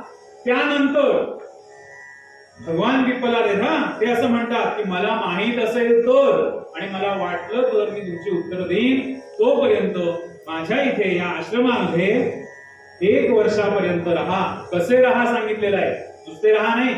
देवदर्शनाला जातोच आहोत तर आजूबाजूचं पर्यटन करून घेऊ. 1 वर्षभर विठ्ठलांच्या आश्रमात नाहीतरी राहायला मिळालंय तर पाहू आजूबाजूचा प्रदेश, पर्यटन करून घेऊ. भगवान विठ्ठलांनी त्यांना असं सांगितलंय, माझ्या इथे राहा, श्रद्धेने राहा. कसे राहा? श्रद्धापूर्वक राहा, ब्रह्मचर्याने राहा आणि तपस्येने राहा, तपस्यापूर्वक राहा. 3 वृत्ती सांगितलेल्या आहेत की तुम्हाला जर तुमच्या प्रश्नांची उत्तरं पाहिजे तर इथे 1 वर्षापर्यंत राहा, श्रद्धापूर्वक राहा. मी देईन तुमची उत्तरं, मला माहित असतील तर मी देईन. ही विनम्रता भगवानांची आहे, भगवान विठ्ठलांची आहे. मला सगळं ज्ञान आहे, मी सांगेन, पण थांब जरा, असं नाही सांगितलेलं. तुम्ही विचारलेल्या प्रश्नांची उत्तरं मिळतील, मला माहिती असतील तर मी नक्की देईन. 1 वर्षांपर्यंत श्रद्धापूर्वक राहा, ब्रह्मचर्याने राहा. ब्रह्मचर्य याचा अर्थ अनेक उत्तम अशा व्रतांचं पालन करा आणि राहा. आणि कसे राहा? तपस्या, तप करा. आपल्याला पडलेल्या प्रश्नाची उत्तर मिळण्यासाठी त्याच्यासाठी सुद्धा तप करावं लागतं. जसं उदाहरण देतो मी अनेकांना सांगतो की आपल्याकडे एखादा कार्यक्रम असला, बघा तुम्हालाही अनुभव असतील की त्या कार्यक्रमासाठी कुठलाही छोटासा अगदी समारंभाचा जेवणाचा कार्यक्रम जरी असेल तरी सुद्धा त्या कार्यक्रमासाठी आपण आपली किती ऊर्जा लावतो, मनात किती विचार पक्का करतो, तेवढा तो कार्यक्रम यशस्वी होतो. त्या कार्यक्रमासाठी जर आपण पहिल्यापासून म्हटलं ना, बघू, आले तर येतील, जमलं तर करू, तर त्या दिवसापर्यंत त्याचं प्लॅनिंगच होत नाही. सगळा बोजवाल आणि गोंधळच उडतो त्या कार्यक्रमाचा. पण ज्या कार्यक्रमासाठी आपण महत्वाकांक्षा बाळगतो, माझा हा कार्यक्रम चांगलाच होणार आहे आणि मी माझे सगळं चित्त त्या कार्यक्रमाला लावणार आहे, तर ते कार्यक्रम उत्तमच होतो. आणि आपल्याला समजत पण नाही की हा कार्यक्रम मी पुढे नेला का भगवंतानी पुढे नेला. बरोबर, हे अनुभव ना सगळ्यांना येतात. हे अनुभव आपण सांगितले पाहिजेत, बोलून दाखवले पाहिजेत. जाहिरात करण्यासाठी नव्हे, पुढच्या पिढीला हस्तांतरित करण्यासाठी. आणि यालाच तप म्हणतात. तप म्हणजे काय, फक्त एका पायावर उभं राहून एक हात वर करून वगैरे असं काही योगासनात शीर्षासनात राहिलं म्हणजेच तप होतं असं नाही. आपण सगळे जे करतोय ना, एखादं काम जबाबदारीने आणि अतिशय लक्षपूर्वक करणं, हे सुद्धा तपच आहे. तर असे सगळेजण तुम्ही माझ्याकडे राहा आणि मी तुम्हाला या सगळ्या प्रश्नांची उत्तर देईन. श्रद्धा ढळू देऊ नका. श्रद्धा याविषयी थोडंसं सांगायला पाहिजे. आपल्याला आपले गुरुजी, आपले सद्गुरू पटकन प्रश्न विचारला आणि पटकन उत्तर दिलं असं होत नाही, किंवा फार कमी वेळा होतं असं आपण म्हणूया. आपली आपल्या गुरूंवर श्रद्धा पाहिजे. ते तोंडी उत्तर लगेच देतील असं नाही, ते 1 महिन्यानी तोंडी उत्तर देतील असं नाही, ते त्यांच्या कृतीतून कदाचित आपल्याला दाखवून देतील. ते आपल्याला काहीतरी काम सांगतील आणि ते काम करताना आपलं आपण समजून घ्यावं लागेल कदाचित ते उत्तर असंही होईल. त्यामुळे त्यांच्यावरती श्रद्धा ठेवणं, म्हणून त्यांनी सांगितलं की श्रद्धापूर्वक राहा. शिकवण, कृती, दृष्टांत, सिद्धांत कुठल्या ना कुठल्या तरी बाबतीतून आपल्याला आपले सद्गुरू उत्तर देतात. फक्त आपल्याला त्याची कदाचित वाट बघायला लागते. त्यासाठी आपली श्रद्धा असली पाहिजे. आपल्या श्रद्धा काही वेळेला घडतात. आपण मग एक सोडून लगेच दुसरीकडे जायला लागतो. सोमवारी शंकर झाला की मंगळवारी गणपतीकडे जायची वेळ येते. पण आपल्याला आध्यात्मिक यश जर का मिळवायचं असेल तर मी शंकराला नमस्कार केला काय, विष्णूला केला काय आणि गणपतीला केला काय, तो शेवटी तत्वाला आपण नमस्कार करतोय इथपर्यंत आपल्याला पोहोचायचंय. त्यामुळे अशा श्रद्धा, या श्रद्धा निष्ठा आपल्या पक्क्या होण्यासाठी या सगळ्या व्रतांचं पालन आपल्याला करायचंय. म्हणून तिथे शब्द वापरलाय ब्रह्मचर्याने राहा, श्रद्धापूर्वक राहा. प्रश्न विचारल्यानंतर आता त्यांनी 1 वर्षापर्यंत राहायला सांगितलं. मग मगाचे सगळे विषय बोलून झालेत आपले. हा प्रश्न यांना कसा पडला असेल, का पडला असेल, या प्रश्नांचं उत्तर घेऊन हे पुढे जाऊन काय करणार आहेत, समाजाला उपयुक्त काम करणार आहेत का समाज विघातक काम करणार आहेत, हा सगळा अभ्यास या 1 वर्षामध्ये कदाचित भगवान विप्पलानंदांनी त्यांचा अंदाज घेतलेला आहे. आणि 1 वर्षांनी माहीत असेल तर असं त्यांनी म्हटलेलं आहे. म्हणजे इथे नम्र भाव. आपल्याकडे बऱ्याच वेळा काय होतं माहितीये का, ज्ञान पूर्णता यायला लागली, म्हणजे पूर्णता येत नाही पण ज्ञान संपन्नता किंवा अभ्यास व्हायला लागल्यावरती आपल्याकडे एक प्रकारची शुष्कता येते स्वभावामध्ये. तो 4 वर्गात मिसळीना होतो, पटकन कोणाला उत्तर देईना होतो, किंवा ज्ञानातून शुष्कता येते. असं बऱ्याच वेळा होतं. पण ज्ञानातून काय निर्माण झालं पाहिजे, नम्रता निर्माण झाली पाहिजे. ती भगवान विप्पलानंदांकडे होती. ज्ञानातून शुष्कता नकोय आपल्याला नम्रता, विनम्रता पाहिजे. तरच आपल्याला सर्व समाजामध्ये मिसळून हे ज्ञानाचं काम करता येईल. बरोबर. भगवान विप्पलानंदांनी आता 1 वर्ष पूर्ण झालेलं आहे आणि आता त्यांची उत्तरं द्यायला सुरुवात केलेली आहे. पहिला प्रश्न आहे कबंधी कात्यायनांचा. कुतो हवा इमा प्रजा प्रजायंत इति, असं ते चरण गद्य उपनिषद आहे सगळं. कुतो हवा इमा प्रजा प्रजायन्ते, ही प्रजा कशी निर्माण झाली, कुठून आणि कशा उत्पन्न होतात. याच्यामध्ये जसं काल मी सांगितलं भगवद्गीतेविषयी की गीताई विनोबांची जी आहे ती सुरल छान मराठीमध्ये आहे, तसं वरदानंद भारतींचं हे सगळं उपनिषद संस्कृत आहेत ना, हे छान मराठी ओव्यांमध्ये त्यांनी केलंय. त्याचा वापर करून मी तुमच्यापर्यंत हे उपनिषद आज पोहोचवणार आहे. हा सगळा वेदांताचा अभ्यास पोहोचवणार आहे. हा प्रश्न बघा वरदानंद भारतींच्या भाषेमध्ये कसा आहे. हा सृष्टीचा पसारा वाढलेला दिसे खरा. आता नक्की होईल प्रजा म्हणजे काय त्याचा अर्थ तुम्हाला इथे कळेल. हा सृष्टीचा पसारा वाढलेला दिसे खरा, कोणापासून गुरुवरा प्रजा निर्माण झाली, ही वरदानंद भारती म्हणतात. कोणापासून प्रजा निर्माण झाली. मुळातला प्रश्न विचारलेला आहे. अतिशय बेसिक प्रश्न आहे, मूळ प्रश्न आहे. विविधता किती ये ठाई, एका सारखे एक नाही. एकासारखा एक दुसरा आहे का सृष्टीमध्ये, कोणी नाहीये. ज्ञान त्यांचे होईल काही, कुण्या कोण्या उपायाने. हे सगळं मी कसं काय जाणून घेऊ, याचा उपाय मला तुम्ही सांगा, असा हा प्रश्न विचारलेला आहे. भगवान विप्पला याच्यामध्ये सरळ सरळ उत्तर असं देत आहे की प्रजापतीने आलं. आता प्रजापतीचं पात्र राहिलं होतं. भगवान विप्पला उत्तर देत आहेत की प्रजापतीने एक तप केलं. तप, आता तप कसं करावं, काय करावं याविषयी आपली चर्चा झालेली आहे. प्रजापतीने तप करून एक जोडपं निर्माण केलं. एक जोडपं निर्माण केलं आणि त्यापासून पुढे ही सगळी प्रजा उत्पन्न झाली. मग कोणतं जोडपं तयार केलं, काय असेल ते, आणि मुळात उपप्रश्न निर्माण झाला की प्रजापतीने तप कोणाचं केलं. आपण सगळ्या गोष्टी ऐकतो तेव्हा मानव दानव जे कोणी सगळे आहेत ते तप करतात, भगवंताचं तप करतात. शंकर, गणपती, उपास्य देवता त्यांचं तप तपश्चर्या करतात. ब्रह्मदेवाला सुद्धा प्रसन्न करून घेतात. मग प्रजापतीने म्हणजे ब्रह्मदेवाने कुणाचं तप केलं असेल, त्याच्यापेक्षा वरचा कोण नाही असं म्हणतो ना आपण. मग ब्रह्मदेवाने कुणाचं तप केलं, हा एक प्रश्न याच्यातून निर्माण होतो. आणि हे प्रश्न आहेत ना, हे आचार्यांनी शांकर भाष्यामध्ये आपणहून निर्माण केलेले आहेत. ते वाट बघत बसले नाही की तुम्ही आम्ही कोणीतरी प्रश्न विचारायला जाऊ आणि मग मी उत्तर देईन. शंका ताबडतोब दूर केलेली आहे. ब्रह्मदेवाने या प्रजापतीने कोणाचं तप केलंय, तर वेदार्थ प्रकाशाचं तप केलेलं आहे. वेदांचं ज्ञान, वेदांकडून आपल्याला जे तेज मिळतं, जे ज्ञान मिळतं, त्याचा जो प्रकाश आहे, त्या वेदार्थ प्रकाशाचं तप, त्याचं ध्यान हे या प्रजापतीने केलेलं आहे. आणि त्यातून श्रुती प्रकाशितार्थ विषयम तपहा असं म्हटलेलं आहे. श्रुती म्हणजे वेद, त्यांच्यापासून जे तेज निर्माण होत आहे त्याचं तप केलेलं आहे, त्याचं ध्यान केलेलं आहे. म्हणून मी काल असं म्हटलं की आपण या सगळ्यांच्या कालखंडामध्ये जाण्याचं कारण नाही. वेद हे अनादी आहेत. ब्रह्मदेवानी सुद्धा ज्यांच्या तेजाचं प्रकाशाचं ध्यान करावं असं हे वेद आहे. आणि याच्यातून एक जोडपं तयार केलं, त्याच्यामध्ये रई आणि प्राण असं हे जोडपं आहे. रई आणि प्राण. आपल्याला कठीण भागामध्ये जायचं नाहीये, सोपं सोपं समजून घेऊ. रई म्हणजे अन्न आहे आणि प्राण म्हणजे अग्नी आहे. रई म्हणजे काय आहे? अन्न आहे. आपण जे अन्न खातो ते अन्न आहे. आणि प्राण म्हणजे अग्नी आहे.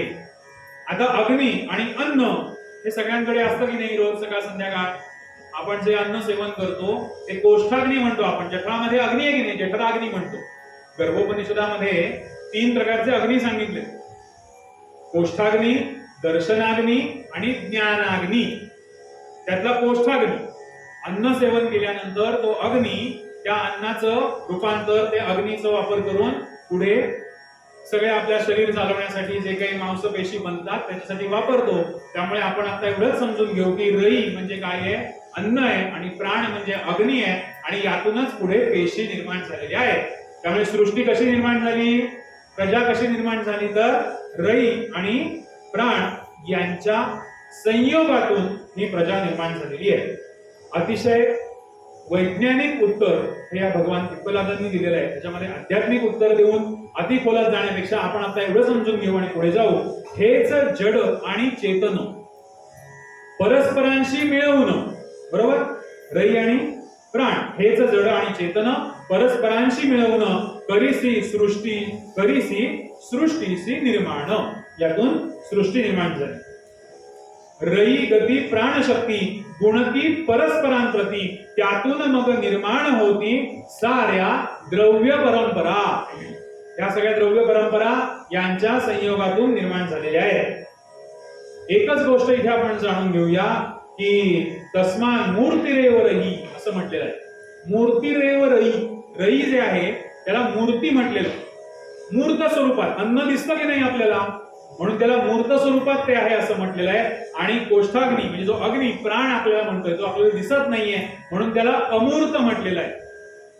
उपनिषदकार त्याला अमूर्त असं म्हणतात आणि अन्नाला मूर्त असं म्हणतात. या दोघांच्या संयोगातून प्रजेची निर्मिती झाली असं उत्तर भगवान पिप्पलादांनी पहिल्या प्रश्नाचं दिलेलं आहे. दुसरा प्रश्न, वैदर्भी भार्गव प्रश्न विचारतात. एकूण 3 प्रश्न विचारलेत त्यांनी. कोणत्या देवता या प्रजेचं धारण करतात? कोणत्या देवता या प्रजेचं धारण करतात? त्यांना कोण प्रकाशित करतो? प्रकाशित करतो म्हणजे त्यांच्यामध्ये तेज कोण भरतो? आणि त्यातला सर्वश्रेष्ठ कोण? आपल्या सगळ्यांना पण माहित असतं ना, ते जरी असले तरी त्यातला चांगला कोण, उत्तम कोण बोलतो, उत्तम कोण गातो, सर्वश्रेष्ठ कोण हे जाणून घेण्याची आपल्यालाही काहीतरी इच्छा असते. आचार्य असं सांगतात की आकाश हाच सर्वश्रेष्ठ देव आहे. आकाश अतिशय सटीक आणि काय आपण म्हणतो ना, नेमकी उत्तर दिलेली आहे. फार फापट पसारा उत्तरांचा नाहीये. आणि आकाशाबरोबरच इंद्रिय सुद्धा देव आहेत असं भगवान इथे सांगतात. इंद्रिय सुद्धा देव आहेत. उदाहरण देतात आचार्य आपल्याला शंकर भाषामध्ये की ज्याप्रमाणे इमारत कोणावर उभी राहते? तिच्या खांबांवर उभी राहते. तसं आपल्या शरीराला धारण करणारे खांब म्हणजे इंद्रिय आहेत. कारण जे उपनिषदांनी सांगितलंय ते आपल्याला समजण्याच्या पलीकडचं आहे. म्हणून शंकर भाष्य आपल्याला आचार्य समजून सांगतात, उदाहरणार्थ समजून सांगतात की इंद्रियांच्या शरीरामध्ये काय काम आहे, तर शरीराला धारण करण्याचं काम हे इंद्रिय करतायत. म्हणून हे इंद्रिय सुद्धा देवच आहेत. श्रोत्र, वाचा, मन हे आपल्या अस्तित्वाला धारण करतात. बघा, श्रोत्र, वाचा, मन हे जर आपल्याकडे काही नसेल तर आपल्या अस्तित्वाला अर्थ आहे का हो? नसेल, अर्थ नाही आपल्याकडे. त्यामुळे आपल्या अस्तित्वाला धारण करतात असं आचार्य सांगतात. म्हणून हे देव महात्म्य आपुले प्रकट करीत बोलिले, प्रत्येक म्हणे मीच धरिले देह आश्रय देऊनी. प्रत्येक इंद्रियाला असं वाटायला लागलं, प्रत्येक इंद्रियाला वाटायला लागलं मी आहे ना म्हणूनच हा देव आहे, मी आहे ना मीच धारण केलाय. प्रत्येक ह्या पिलरला वाटायला लागलं हा वरचा डोलारा आहे ना हा माझ्यामुळेच आहे. प्रत्येकाला वाटलं हे सगळं चाललंय ना, संसार चाललाय हा माझ्यामुळे चाललाय, मी आहे ना म्हणून सगळं चाललंय, मी आहे ना म्हणून सगळं चाललंय. ठरलं मग कोणामुळे चाललंय ते पाहूया. इंद्रिय म्हणाली कोणामुळे चाललंय ते पाहूया. एकेकाने बाहेर पडून बघू ना कोणामुळे काय कोणाचं अडतं ते. सर्वश्रेष्ठ कोण असंच तुम्हाला म्हणायचंय ना. डोळे म्हणाले मी जातो, गोष्ट सांगितली की इंटरेस्ट वाढतो. डोळे म्हणाले आजपासून मी काम करत नाही, मी जातो. काय नाही अडलं कोणाचं. पाठी घेतली आपण दृष्टीहीन अनेक माणसं आजूबाजूला आपण पाहतो, त्यांचंही चालत असतं. त्यांना उलट इतर इंद्रिय एवढी त्यांची प्रगल्भ असतात किंवा डेव्हलप असतात की आपल्याला ते मागे पाडतील. ज्यांना डोळे आहेत त्यांना सुद्धा समजणार नाही एवढी समज त्यांच्याकडे असते. निसर्गाची आहे ती रचनाच आहे ना, निसर्गाची व्यवस्था ती तशी. एखादं चाक कमी असेल तर दुसरं चाक चांगलं देतात, त्याच्यावर त्यांचा रथ पुढे जात असतो. कोणाचं काही अडलं नाही. कान म्हणाले मी काम करत नाही, बाकीच्यांचं चालून गेलं. कोण म्हणालं, वाचा म्हणाली मी काम करत नाही, सगळ्यांचं चालून गेलं. सगळे जण बाहेर पडून शेवटी कंटाळून परत आले. आपल्या वाचून काही कोणाचं अडत नाहीये. आणि सगळ्यात शेवटी प्राण असं म्हणाला आता माझं आहे, माझी पाळी आहे, मी निघालो. गेला नाही बाहेर, नुसता म्हणाला मी निघालो. जी काही चलबिचल सुरू झाली, गोंधळ निर्माण झाला बघा तुमच्याकडे सुद्धा काही करून. प्राण जेव्हा निघायची वेळ येईल तेव्हा बाकीच्यांचे प्रचंड हालत गंभीर झाले. सर्वश्रेष्ठ कोण याचा जेव्हा विचार करायला लागले, प्राण म्हणतो मी निघाले, सगळी इंद्रिय क्षीण व्हायला लागली, सगळे निस्तेज झाले. सगळेजण म्हणाले, प्राणाची स्तुती करायला लागले की बाबा रे तू आहेस म्हणूनच आमचं सगळं आहे, तू जाऊ नकोस, तू गेलास तर आमच्या अस्तित्वाला काही आधार नाही, आमच्यामुळे कोणाचं काही अडत नाही हे आम्हाला कळलंय, पण तू जाऊ नकोस, तू गेलास तर हे सगळं अस्तित्व संपुष्टात येईल. मग प्राणाला सर्वश्रेष्ठ म्हणताना कशी स्तुती केली, थोड्या काही ओव्या आहेत पण सांगतो, अतिशय छान आहे. किती प्रकारच्या उपमा दिल्या प्राणाला. इंद्रिय रूपी देव सारे आहेत, सगळे देव होते की नाही, सगळे देव होते. शरीराला धारण करणारे इंद्रिय हे देव आहेत. प्राणा वंदिती परमादरे, प्रचंड आदरपूर्वक नमस्कार करतायत आणि स्तविती मधुर स्वरे, प्राणदेवा प्रसन्न व्हा, जाऊ नका, प्रसन्न व्हा. ओव्या सोप्या आहेत, तुम्हाला समजतील, प्रत्येकाचं अर्थ सांगायला खूप वेळ आहे. आणि स्तविती मधुर स्वरे, प्राणदेवा प्रसन्न व्हा, अग्नी होऊनी उष्णता तुम्ही सर्व प्रती देता. प्राणा तुम्ही आहात, तुम्ही अग्नी होऊन उष्णता देताय. सूर्य रूपे तळपता प्रकाश देता सर्वांसी, तुम्ही होऊनी पर्जन्य वाढविता की धनधान्य, इंद्र होऊनी सर्वमान्य संहारिता राक्षसांसी. किती प्राणाची स्तुती केली आहे. एवढं महत्व प्राणाचं आहे हे आपण कोणी सांगत नाही आहोत, हे कोण सांगतंय, इंद्रिय सांगतायत प्राणाला की तू जाऊ नको, तू आमच्यासाठी एवढा महत्वाचा आहेस. होऊन या वायू जगती तुम्ही सर्वत्र देता गती, क्षमाशील पृथ्वीची ती रूप आहे तुमचेची. म्हणजे पंचमहाभूत हे सुद्धा तुम्हीच आहात. अन्न चंद्रमा असे काही म्हणती जेथे तुम्ही रई. मगाशी म्हटलं की नाही, दही आणि प्राण यांच्यापासून ही सृष्टी उत्पन्न झाली. ते इथे सांगतात, अन्न चंद्रमा असे काही म्हणती जेथे तुम्ही रई, सत असत ना वेगळे राही, व्यापकतेने तुम्हाही. सगळीकडे सगळीकडे चराचरामध्ये तुम्हीच भरलेले आहात. प्रभो तुम्हीच अमृत. किती किती शरणागती असावी ना, किती शरणागती असावी. आपल्याला सुद्धा देवाप्रती अशी शरणागती जेव्हा जाईल तेव्हा आपण स्मृत्युगामी आहेत असं म्हणू. त्या भावाने आपल्याला देवाने हाक मारायला लागेल. प्रभो तुम्हीच अमृत जीवनदायी सर्वांप्रत, तुम्ही अविनाशी आहात, टीके सारे तुम्हामुळे. हे जे काही सगळं आहे हे सगळं तुमच्यामुळेच आहे. रथचक्राच्या जशा आरा, उदाहरण दिले रथाच्या चाकाचं. बुंध्यात होऊनी आधारा, तसा विश्वाचा पसारा उभा राही तुम्हामुळे. किती प्राणाचं महत्व आहे आपल्यामध्ये. तो आहे, जवळ आहे ना म्हणून महत्व नाहीये आपल्याला. आपल्या प्राणाचं महत्व का नाहीये, तो खूप जवळ आहे म्हणून आपल्याला त्याचं महत्व नाहीये. तो जेव्हा जायला लागेल ना तेव्हा त्याचं महत्व समजू येईल. त्यापेक्षा आपण अशा प्रकारच्या ओव्या वाचूया घरी आणि आधीच प्राणाचं महत्व समजून घेऊ, म्हणजे आपल्यालाही त्याला शरण जाणं सोपं पडेल.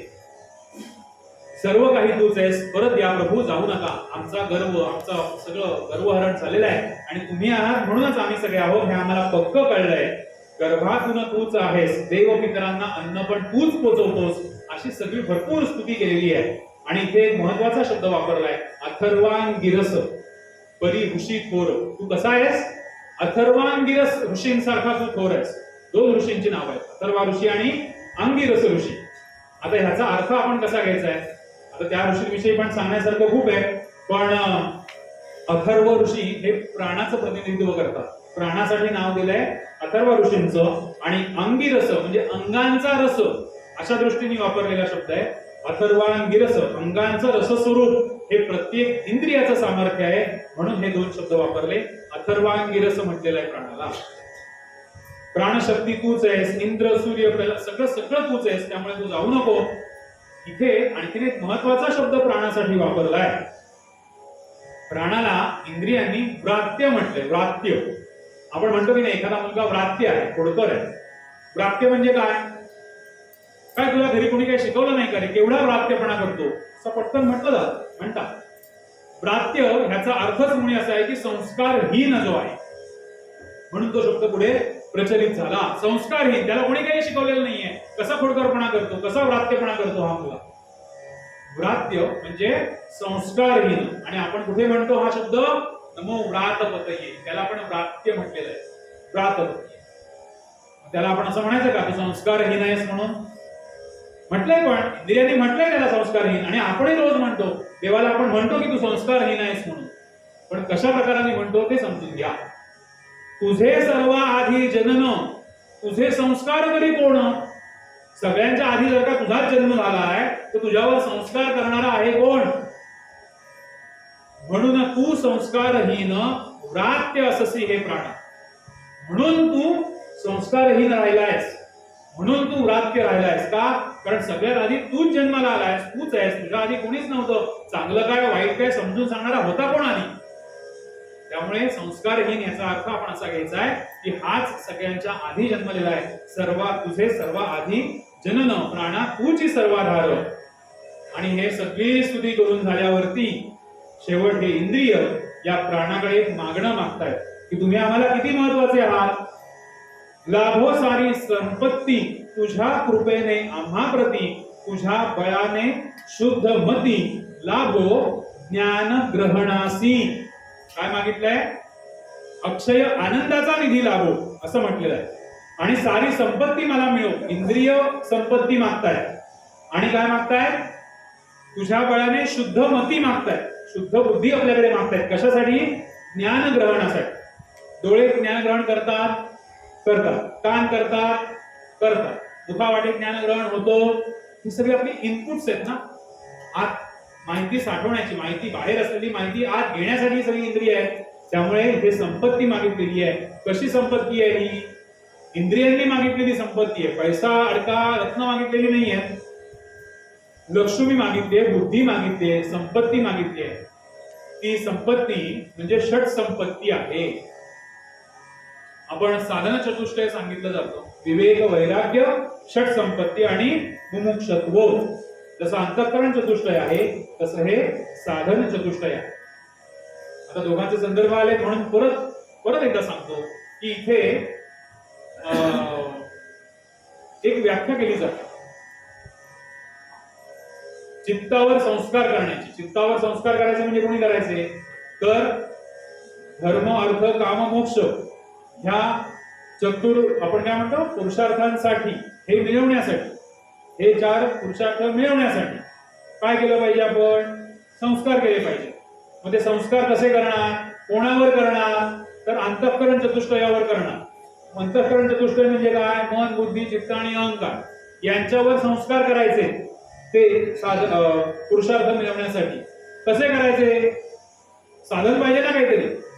मग ते साधन चतुष्टय वापरून संस्कार करायचे. ते साधन चतुष्टय म्हणजे विवेक, वैराग्य, षट संपत्ती आणि मुमुक्षत्व हे 4 साधनं वापरून 4 पुरुषार्थ मिळवण्यासाठी अंतःकरण चतुष्टयावर संस्कार करायचे. याला शिक्षण म्हणतात. आता ह्या शिक्षणाच्या व्याख्येत जर आपण सगळं बसवलं तर आपलं आजच्या काळातलं सगळं शिक्षण बसेल की नाही? वैद्यक शिक्षणापासून इंजिनिअरिंग पासून सगळ्या प्रकारचं शिक्षण या व्याख्येमध्ये बसतं. विषय आला म्हणून सांगितलं. संपत्ती मागितली ती षट संपत्ती मागितली, शम दम तितिक्षा उपरती श्रद्धा आणि समाधान. 6 प्रकार झाले. आता ते आणखी विस्तार करत नाही त्याचा, अजून पुढचे काही प्रश्न शिल्लक आहेत. हे 6 संपत्ती आम्हाला दे प्राणा असं इंद्रियांनी मागितलंय. तेवढं सगळं सांगण्याचं काय काय प्रपंच मांडलाय की प्राणाचं महत्व काय आहे आणि प्राण आपल्याला समजून घ्यायचा आहे, एवढा महत्वाचा हा प्राण आहे. हे सगळं करून आपल्याला विवेक करता यायला हवा, संकल्पनांचं स्पष्टीकरण करायला हवं, म्हणून आपण हे सगळं करतोय. शांकर भाष्याकडे गेलं की आपल्याला हे सगळं समजतं आणि प्राणाच्या अस्तित्वाविषयी त्याची महानता काय आहे, प्राणाचं अस्तित्वाचं महत्व आपल्याला कळण्यासाठी हा प्रश्न फार महत्वाचा आहे. कोसल अश्वलायन त्यांची जेव्हा संधी येते तेव्हा ते पटपट 5 प्रश्न विचारून घेतात. पुन्हा मिळेल की नाही संधी बोलायला काय माहित. 5 प्रश्न विचारतात. हा प्राण कसा तयार होतो सांगा. प्राणाचं महत्व तर कळलं सगळ्यांना, अजून त्याचा विस्तार करण्याची गरज नाही. प्राण कसा तयार होतो, तो शरीरात कसा येतो, बरं आला की तो विभागून राहतो आणि मग तो बाहेर कसा जातो आणि मग याचं आध्यात्मिक रूप काय, असे 5 प्रश्न विचारले. सोपं सटीक नेमकी उत्तर आपण बघूया आणि पुढे जाऊया. पिप्पलाद प्रसन्न वदनी विवया थोड्या चढवूनी. फार फार बरं वाटतं त्यांना, चांगला प्रश्न विचारलास. आधीच दुर्धट विशेषी जाणून घेणे प्राणासी, त्यात पुन्हा त्याचे विषयी कठीण प्रश्न करशी तू. फार कठीण आणि महत्वाचे प्रश्न तू विचारतोयस. तू ब्रह्मनिष्ठ आहेस, ज्ञान मिळवण्यासाठी आलायस, म्हणून मी तुला उत्तर देतो. आई, प्रश्न खोलातला आहे पण उत्तर कसं आहे. आत्मा जो परम पुरुष सत्य अक्षर निर्विशेष, त्यापासून या प्राणास जन्म आहे लाभलेला. कोणापासून निर्माण झाला.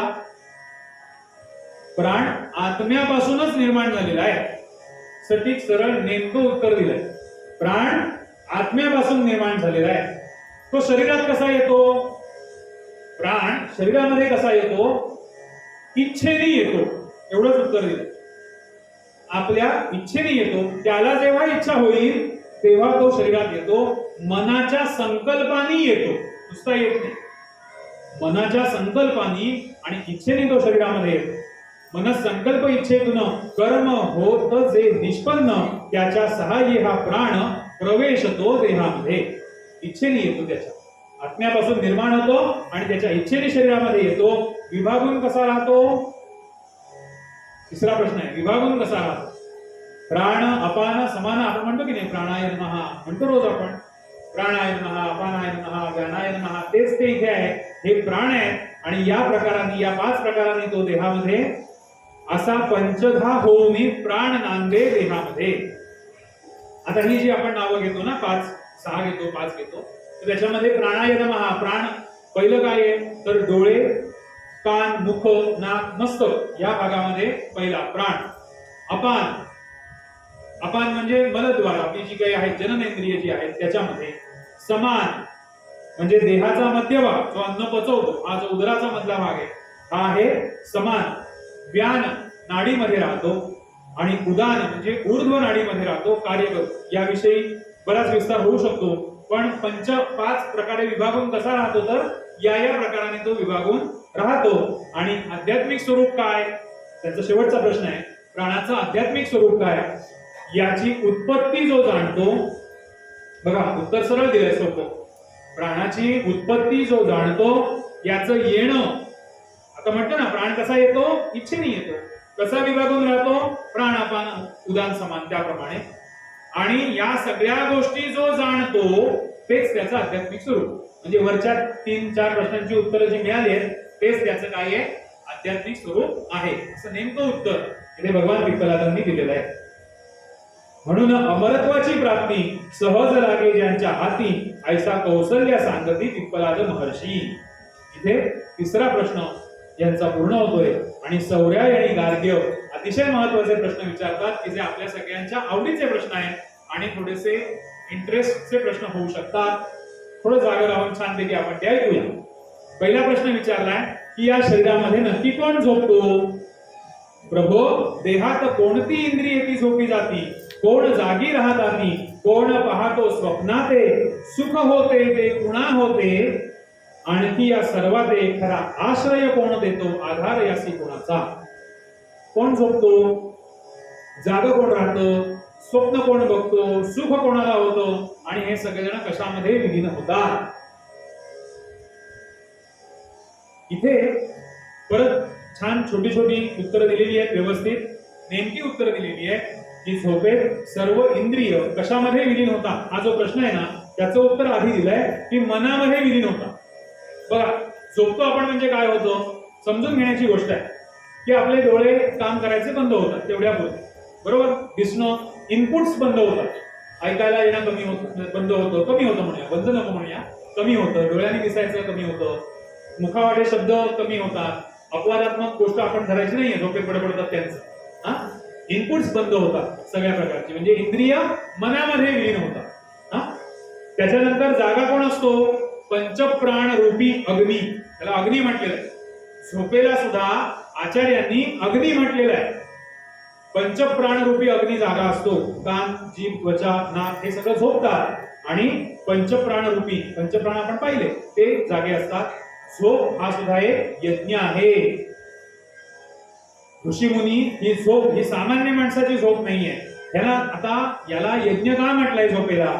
धीर पुरुष जे असतात, जे सत्पुरुष आहेत, महापुरुष आहेत, ऋषी आहेत, आध्यात्मिक नेता जे आहेत, त्यांची झोप ही सुद्धा एक यज्ञ असते. कशी ती समजून घेऊ हळूहळू आपण. झोपले तरी सुद्धा आपण पाय दाबत असतो की नाही, आहे ना आपल्याकडे परंपरा. पाय दाबण्याची परंपरा आपली आहे, सद्गुरूंची सेवा करण्याची परंपरा आपल्याकडे. ते झोपले तरी सुद्धा आपण पाय दाबत राहतो, कारण ते त्यांच्या झोपेतही यज्ञ करत असतात. समाज कल्याणाचा विचार त्यांच्या मनामध्ये असतो, ही संकल्पना तिथे आहे. आणि म्हणून झोपेत असून सुद्धा ही परंपरा कुठून आली, तर ही इथून आलेली आहे.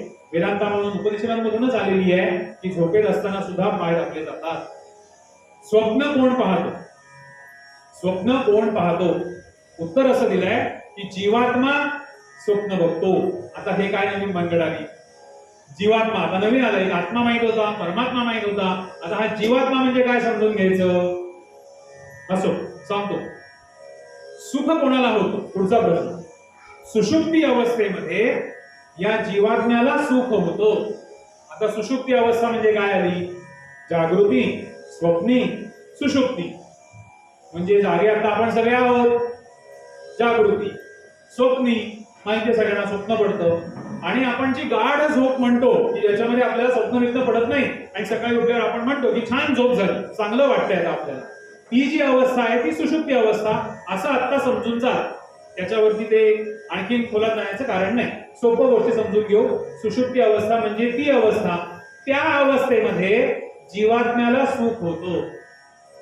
आता आत्म्याला इच्छा चिकटल्या की तो जीवात्मा होतो. आत्म्याला इच्छा चिकटल्या की तो जीवात्मा होतो. आता इच्छेने तो येतो असं आपण म्हटलं की नाही. प्राण कुठून सगळी संगती काय आहे ती, ते बिंदू जोडले पाहिजे. ते नाही जोडले तर मग ऐकल्याचा सगळा गोंधळ उडून जाईल. अजून अर्ध्या रसाने सगळा गोंधळ होईल. ऐकलं काय आणि बिंदू जर का जोडलेच नाही आपण तर गोंधळ निर्माण होईल. आत्म्यापासून प्राण निर्माण झाला असं म्हटलं मगाशी आपण. कुठून निर्माण होतो, तिथून निर्माण होतो. आणि आता हा जीवात्मा, आत्म्याला इच्छा चिकटल्या की तो जीवात्मा होतो आणि त्याला सुषुप्ती अवस्थेमध्ये सुख होतं. त्यामुळे उद्यापासून मला सुख झालं असं कुणी म्हणू नका. हा, सुख कोणाला होतं हे आता आपण जाणून घेतलेलं आहे. तोच स्वप्न बघतो. कोण स्वप्न बघतो, तोच जीवात्मा स्वप्न बघतो. संध्याकाळ होता बारे, हिर गेलेली दूर गेलेली पाखरे. उदाहरण बघा किती छान दिलंय. हा, संध्याकाळ होता बरे, दूर गेलेली पाखरे, आपल्या घरट्याकडे त्वरे येऊनी वृक्षी विसावती. दूर गेलेली पाखरं संध्याकाळी येऊन आपल्या घरट्या झाडावर विसावतात. तसं निद्राकाले हा पुरुष जीव, निद्राकाले म्हणजे झोपेच्या वेळेला हा पुरुष जीव आपल्या परिवारासह सर्व. आता या पुरुषाचा परिवार म्हणजे आपण जो मगापासून चर्चा करतोय तो इंद्रिय वगैरे, पंच ज्ञानेंद्रिय, पंच कर्मेंद्रिय सगळे, परिवारासह सर्व परम्यात्म्यात हेही ठाव निद्राकाली लीन होण्या. जसे पक्षी आपल्या घरट्याकडे येतात तसं हे सगळे इंद्रिय आणि हा सगळा परिवार पुरुषाचा, पुरुष म्हणजे पुरुष आणि स्त्री नव्हे, देह, याचा सगळ्याचा परिवार निद्राकाली लीन होण्यासाठी परमात्म्यामध्ये लीन होतात. कुठे लीन होतात? मनामध्ये होतात आणि परमात्म्यामध्ये लीन होतात. असे नेमकी उत्तर भगवान विठ्ठलांनी याची दिलेली आहे. थोडस कठीण होत असेल, पण जितकं सोपं करून सांगण्याचा प्रयत्न करता येईल तितकं सोपं करून सांगतोय. आणि वरदानंद भारतींचं आता हे समोर कौमुदी ठेवले ना, उपनिषदार्थ कौमुदी, फार रसा छान ओव्या दिलेल्या आहेत. अशी उदाहरणं दिलीत की पक्षी येऊन घरट्याकडे, तसे आपली सगळी इंद्रिय परमात्म्यामध्ये विलीन होण्यासाठी जातात. आणि सत्यकाम शैव्य पुढचा प्रश्न विचारतात की ओंकाराच्या उपासनेमध्ये कोणता लोक मिळतो? सगळेजण ओंकाराची उपासना करतात की नाही? प्रत्येक ध्यानधारणा योग या सगळ्यामध्ये ओंकाराला फार महत्व आहे. कारण तीच एक साऊंड फ्रिक्वेन्सी अशी आहे की जी विश्वाच्या सगळ्या फ्रिक्वेन्सी जवळ जोडली जाऊ शकते. असं मी सांगत नाहीये, आपलं तत्वज्ञान सांगतं, सगळी संस्कृती हेच सांगतं. म्हणूनच त्या एका हिंदी पिक्चर मध्ये ते ओम ओम ओमचीच बटन दाबलेली. सगळ्यांना हे पटतंय, पण आपले ऋषीमुनी सांगतात ना ते पटत नाही. ते तिकडून जेव्हा येतं तेव्हा आपल्याला पटतं. स्पिरिच्युअल एनर्जी आणि पॉझिटिव्ह एनर्जी आणि विश्वातली एनर्जी आपल्यामध्ये साठवा, असे जेव्हा आपल्याला फेसबुकवर आणि इतर सोशल मीडियावर चित्र दिसतात तेव्हा आपल्याला तिथे कोर्स जॉईन करावा असा वाटतो, पैसे भरून. फुकट आपल्याला सांगितले ते आपल्याला पटत नाही. असो, आपल्या चर्चेचा विषय तो नाही आहे. ओंकार म्हणजेच ब्रह्म आहे. पण सुरुवातीला मी सांगितलं ओंकार म्हणजेच प्रणव, प्रणव म्हणजेच ब्रह्म, म्हणजेच आत्मा, म्हणजेच परमात्मा. हे सगळे समानार्थी शब्द आहेत. अरे ब्रह्माचे प्रतीक ओंकार आहे निशंक. कोणती शंका मनामध्ये ठेवू नको. ओंकार म्हणजे काय आहे? ब्रह्माचं प्रतीक आहे. याच्या ध्यानाने कित्येक साधकाचे सिद्ध झाले. आपण सगळे सामान्य माणसं आहोत की नाही? याच्या पुढची पायरी कोणती? साधकाची. आणि त्याच्या पुढची पायरी कोणती? सिद्धाची. या सगळ्या विषयीची चर्चा आपल्याला या सत्यकाम शैव्य यांनी विचारलेल्या प्रश्नाची पूर्ण सांगोपांग चर्चा परवाच्या दिवशी 24 तारखेला पूर्ण वेळ करायची आहे. त्यामुळे आता ह्यातलं आणखी उत्तर पुढे न देता भगवान विठ्ठला असं म्हणाले, सुकेशा भारद्वाज 6वा आणि शेवटचा प्रश्न तुम्ही विचार. सुकेशा भारद्वाज असं म्हणतात की गोष्ट सांगतात. सुकेशा भारद्वाज प्रस्तावना करतात प्रश्न विचारायच्या की असं झालं, मी एका ठिकाणी जात होतो, प्रवासात होतो आणि मला हिरण्यनाभ कौसल्य नावाचा एक राजकुमार भेटला. वाटेमध्ये प्रवासाच्या दरम्यान कोण भेटला? हिरण्यनाभ कौसल्य नावाचा राजकुमार भेटला. आणि त्यांनी मला प्रश्न विचारला. हा माझा प्रश्न नाही. प्रश्न कुठून आला? आपलं चर्चा तीच चालू आहे ना, गुरूंना कळायला पाहिजे ह्याच्या मनामध्ये प्रश्न कुठून आला. यांनी सांगितलं, त्या राजकुमारांनी मला विचारलं की गुरुजी, हा षोडश कला पुरुष कुठे राहतो मला सांगा. हे सगळं कोण सांगतायत? सुकेशा भारद्वाज सांगतात की मला असा राजकुमार भेटला आणि त्याने मला हा प्रश्न विचारला, पण मी त्याला सांगितलं नम्रपणे, मी खरं बोललो त्याच्याशी. भगवान विठ्ठला, मी त्याच्याशी खोटं बोललो नाही. मी त्याला खरं सांगितलं की मला याचं उत्तर माहित नाही, मी माझ्या आचार्यांना विचारून मग मी तुला येऊन सांगेन. असं जर का ते म्हणतात तर मला म्हणायला काय अडचण आहे? तुम्हाला आम्हाला म्हणायला काय अडचण आहे? मला एखाद्या गोष्टीचं उत्तर माहित नाही, मी आचार्यांना विचारतो आणि मग तुला येऊन सांगतो. पण इथे विशेषत्वाने सांगायची गोष्ट अशी आहे की सुकेशा भारद्वाजांनी उल्लेख स्पष्ट असा केलाय, मी खोटं बोललो नाही, नाहीतर माझा सर्वनाश झाला असता. आता खोटं बोलल्याने सर्वनाश होतो हे काय भगवान विठ्ठलांना माहित नव्हतं का? किंवा इतर ऋषींना माहित नव्हतं का? पण उपनिषदांनी आपल्यासाठी, तुम्हासाठी ही अनेक उपदेशपर छोटी छोटी वचनं याच्यामध्ये मुद्दाम लिहिलेली आहेत की खोटं बोलल्याने सर्वनाश होतो. आणि म्हणून सुकेशा भारद्वाज खोटं बोलले नाही, त्यांनी खरं सांगितलं, मला याचं उत्तर माहित नाही. त्यामुळे आचार्य भगवान विठ्ठला, तुम्ही आता आम्हाला हे उत्तर द्या की हा षोडश कला पुरुष कुठे राहतो. भगवान विठ्ठलांनी अतिशय छान सोपं उत्तर त्यांना दिलंय. काय उत्तर दिलं? शोधाया त्या अन्यत्र कोठे. षोडश कला पुरुष शोधायचा आहे ना. शोधाया त्या अन्यत्र कोठे घालावेना लागती खेटे. आपण म्हणतो ना, काखेत कर्जाने गावाला वळसा, तसंच सांगितलं थोडंसं. घालावेना लागती खेटे विचारशीला हृदय भेटे पुरुष 16 कलांचा तो. अरे कुठे जाताय शोधायला? कुठेही शोधायला जाण्याची, कुठेही खेटे मारायची गरज नाहीये. हा षोडश कला पुरुष कुठे राहतोय? तुझ्यामध्येच राहतोय, तुझ्या शरीरामध्येच राहतोय. कसा आहे तो? मग 16 कला कोणत्या? 16 कला कोणत्या?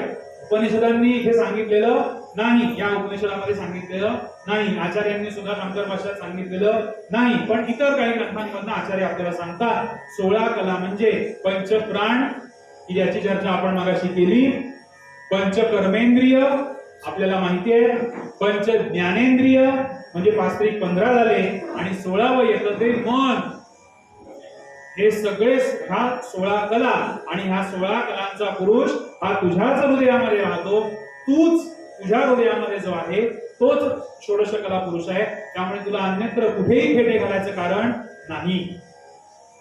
अशा ह्या 6 प्रश्नांची उत्तरं भगवान पिप्पलादांनी या 6 ऋषींना दिलेली आहेत. ते शिष्यत्व करण्यासाठी त्यांच्यापर्यंत आले होते.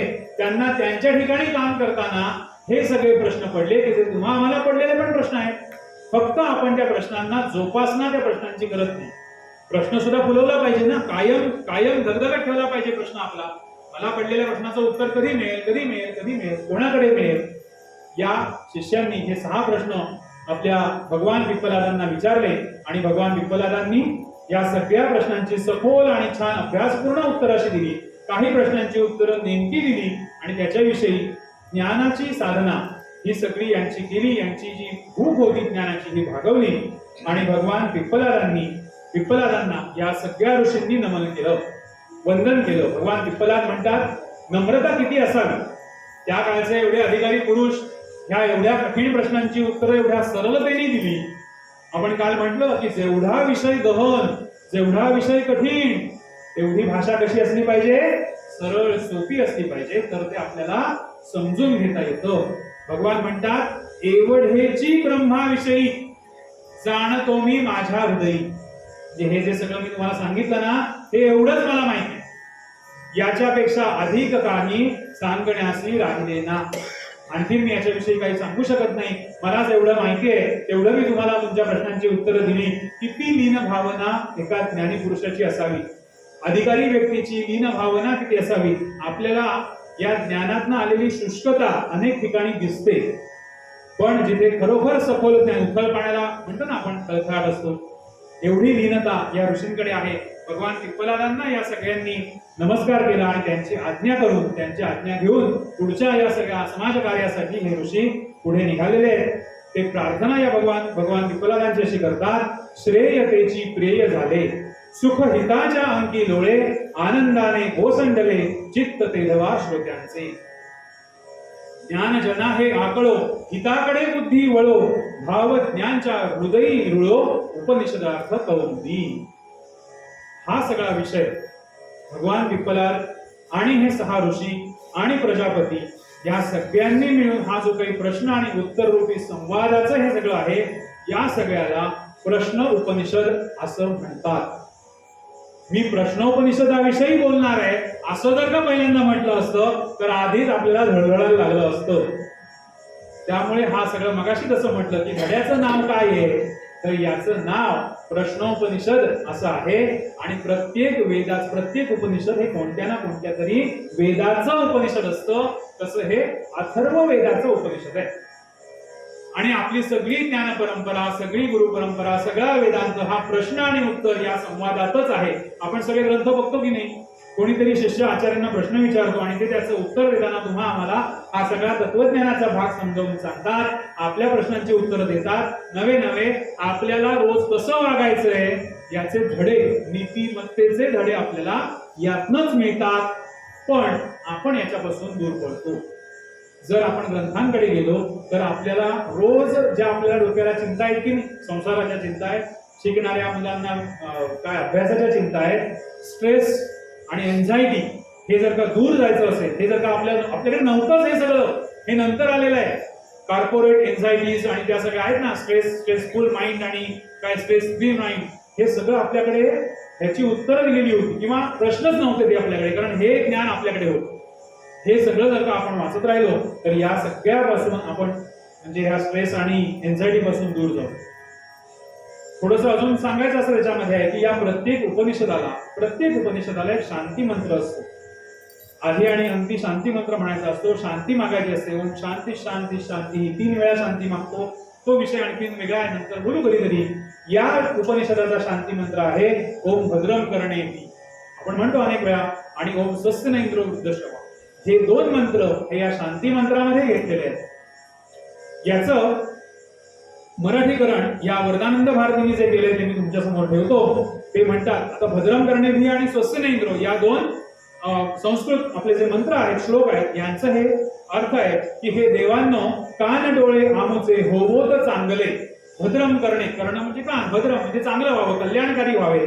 कसे व्हावे? देवांकडे प्रार्थना केली आहे. हे देवांनो कान डोळे आमुचे होवोत चांगले, देह स्थिर अवयव सगळे. आमचा देह अवयव सगळे कसे हवे? स्थिर हवे. स्वस्थ राहोत पूजेसी. पूजा करण्यासाठी शांती मंत्र आधी म्हणायचं आहे की नाही? भद्रम करणे हे आधी म्हटलं जातं. धर्मकृत्य आपण करतो तेव्हा सुरुवातीला शांती मंत्र म्हटले जातात. ही सगळी पूजा, हे सगळं धर्म कार्य पूर्ण होण्यासाठी आमचा देह, आमचं चित्त कसं असलं पाहिजे? स्वस्थ राहोत, स्थिर व्हावं. जसे देवांना प्रिय वाटे तसे जीवन हे गोमटे. मला हवंय तसं जीवन नाही जगायचंय. जसे देवांना प्रिय वाटे, सज्जनांच्या जावो वाटे दीर्घ काळ सुखावह. सुश्लोक इंद्रपूषा ज्ञानी गरुड विघ्नांच्या नाशनी. गरुड विघ्नांच्या नाशनी. अरिष्ट नेमी असा मध्ये एक शब्द आहे त्या श्लोकामध्ये. अरिष्ट नेमी, अरिष्ट म्हणजे काय? संकट, विघ्न ते दूर व्हायला पाहिजे. त्यासाठी गरुड विघ्नांच्या नाशनी दक्ष बृहस्पती मानी करोत शुभ आपुले. असा शांती मंत्रामध्ये ही प्रार्थना केलेली आहे की आमच्या कानांनी चांगलं ऐकावं, आम्ही चांगलं बोलावं, चांगलं पाहावं. आणि हे सगळं करत असताना या धर्म कार्यासाठी, या संस्कृतीच्या जोपासनेसाठी आमच्याकडनं चांगलं घडावं की ज्यांच्या सज्जनांच्या जावं वाटे आणि जसे देवांना प्रिय वाटे तसे जीवन हे गोमटे. विचारलेले प्रश्न आणि त्या प्राणाच्या संदर्भाने विचारलेले प्रश्न, शंका समाधान हे सगळं भगवान पिप्पलादांनी केलेलं आहे. या सगळ्या आजच्या विषयाला प्रश्नोपनिषद मी तुमच्या समोर मांडण्याचा प्रयत्न केलाय की जे 1-2 दिवसाचा खरा म्हणजे विषय नाही, पण आपल्याला याचं संरक्षण करायचंय. संरक्षण करायचं म्हणजे आपण जाणून घ्यायचंय आणि संवर्धन करण्यासाठी आपल्याला हे पुढे सांगता आलं पाहिजे. मीच एकटा सांगेल असं नाही, आपल्यापैकी प्रत्येकाने यातले थोडे थोडे विषय समजून घ्यावे आणि ते इतरांना सांगावे. मी अनेक वेळेला सांगतो, छोटासा का होईना, 5 मुलांचा का होईना, संस्कार वर्ग प्रत्येक सोसायटीमध्ये निर्माण व्हायला पाहिजे आणि निर्माण होतो. आधी केले मग सांगितले मी करण्याचा प्रयत्न करतो. इथे केला गेल्या वर्षी, याही वर्षी इथे घेतला. आपल्या इथे समर्थनगर नावाचं एक नगर आहे आपल्या त्या भागामध्ये, माझ्या ऑफिसच्या बाजूला. तर तिथे असं सगळे विषय ऐकल्यावरती 4 लोक पुढे आले की आमच्या सोसायटीत 10-15 मुलं आहेत गुरुजी, आपण करूया का? सुरू केला वर्ग. दर मंगळवारी 7 ते 8 वर्ग असतो. दर मंगळवारी चालू आहे. काल मंगळवारी नव्हता, मी इकडे होतो. एक मंगळवारी मी नव्हतो, आमचे बंदी बिडू गेलेले होते. म्हणजे मी सगळ्या ठिकाणी पोहोचू शकत नाही, पण आपल्यापैकी प्रत्येकाची जबाबदारी आहे की आपण जे आपण विचार करतोय ना मगाचपासून, कधी वाढणार ना? लहान मुलांना कधी रामकृष्णाच्या गोष्टी सांगणार आपण? सगळ्यांना जी गोष्ट माहिती आहे ती प्रत्येकाने या मुलांसमोर ठेवावी. असे वर्ग, असे उपासना केंद्र सगळीकडे निर्माण व्हावे. तरच भगवान पिप्पलादांनी जसे शिष्य निर्माण केले त्यांच्याकडे समित पाणयः या श्रद्धेने, निष्ठेने आणि ब्रह्मचर्याने 1 वर्ष राहून मग श्रद्धा त्यांची न ढळता त्यांनी श्रद्धापूर्वक त्यांच्याकडनं उत्तरं मिळवली. तसं आपल्याला उत्तरं मिळवता येतील. उद्याच्या दिवसामध्ये आपल्याला ज्ञान साधना याविषयी चर्चा करायचे. जो काही अभ्यास आहे तो तुमच्यासमोर मांडणार आहे. त्याच्यामध्ये खूप छान रूपक आहेत, त्याविषयी आपल्याला करायचं आहे. एक छान तत्व सूत्र असं आहे, द्वासुपर्णा सयुजा सखाया, हे प्रसिद्ध असं आहे. त्याच्यामध्ये तत्व आहे, त्याही विषयी आपल्याला विचार करायचा आहे. आणि ही ज्ञान साधना करत करत करत कसं आपण पुढे जायचं त्याविषयी आपण उद्या चर्चा करणार आहोत. आपल्याला संन्यासच जर का घ्यायचा आहे तर तो मग हे सगळं कशाला करायचं, असा जो आपला कालचा भाग होता चर्चेचा, तो आजच्या चर्चेतनं पुढे नेऊन उद्या आपल्याला ज्ञानयुक्त ते मधूनच संन्यासी वृत्ती किंवा वैराग्याची वृत्ती आपल्याकडे निर्माण कशी होते याविषयी उद्या आपल्याला चर्चा करायची. आजच्या सगळ्या या सगळ्या प्रश्नांवरून आपण भगवान पिप्पलादांना आज नमस्कार करूया आणि या सगळ्या प्रश्नांची उत्तरं आपण मनामध्ये त्याचं चिंतन करूया आणि आज आपण इथे थांबूया. गुरुर्ब्रह्मा गुरुर्विष्णू गुरुर्देव महेश्वरा गुरुदेव परम तत्व तस्मात् गुरुमुखाश्रये. काले वर्षद पर्जन्यं पृथिवीं सस्यशालिनीं देशोऽयं शोभरहितं ब्राह्मणाः सन्तु निर्भयाः अपुत्राः पुत्रिणः सन्तु पुत्रिणः सन्तु पौत्रिणः अधनाः सधनाः सन्तु सर्वे निरामयाः. आकाशात् पतितं तोयं यथा गच्छति सागरं सर्वदेव नमस्कारं केशवं प्रतिगच्छति. श्रोता वक्ता श्री गुरुदेव दत्त. अवधूत चिंतन श्री गुरुदेव दत्त.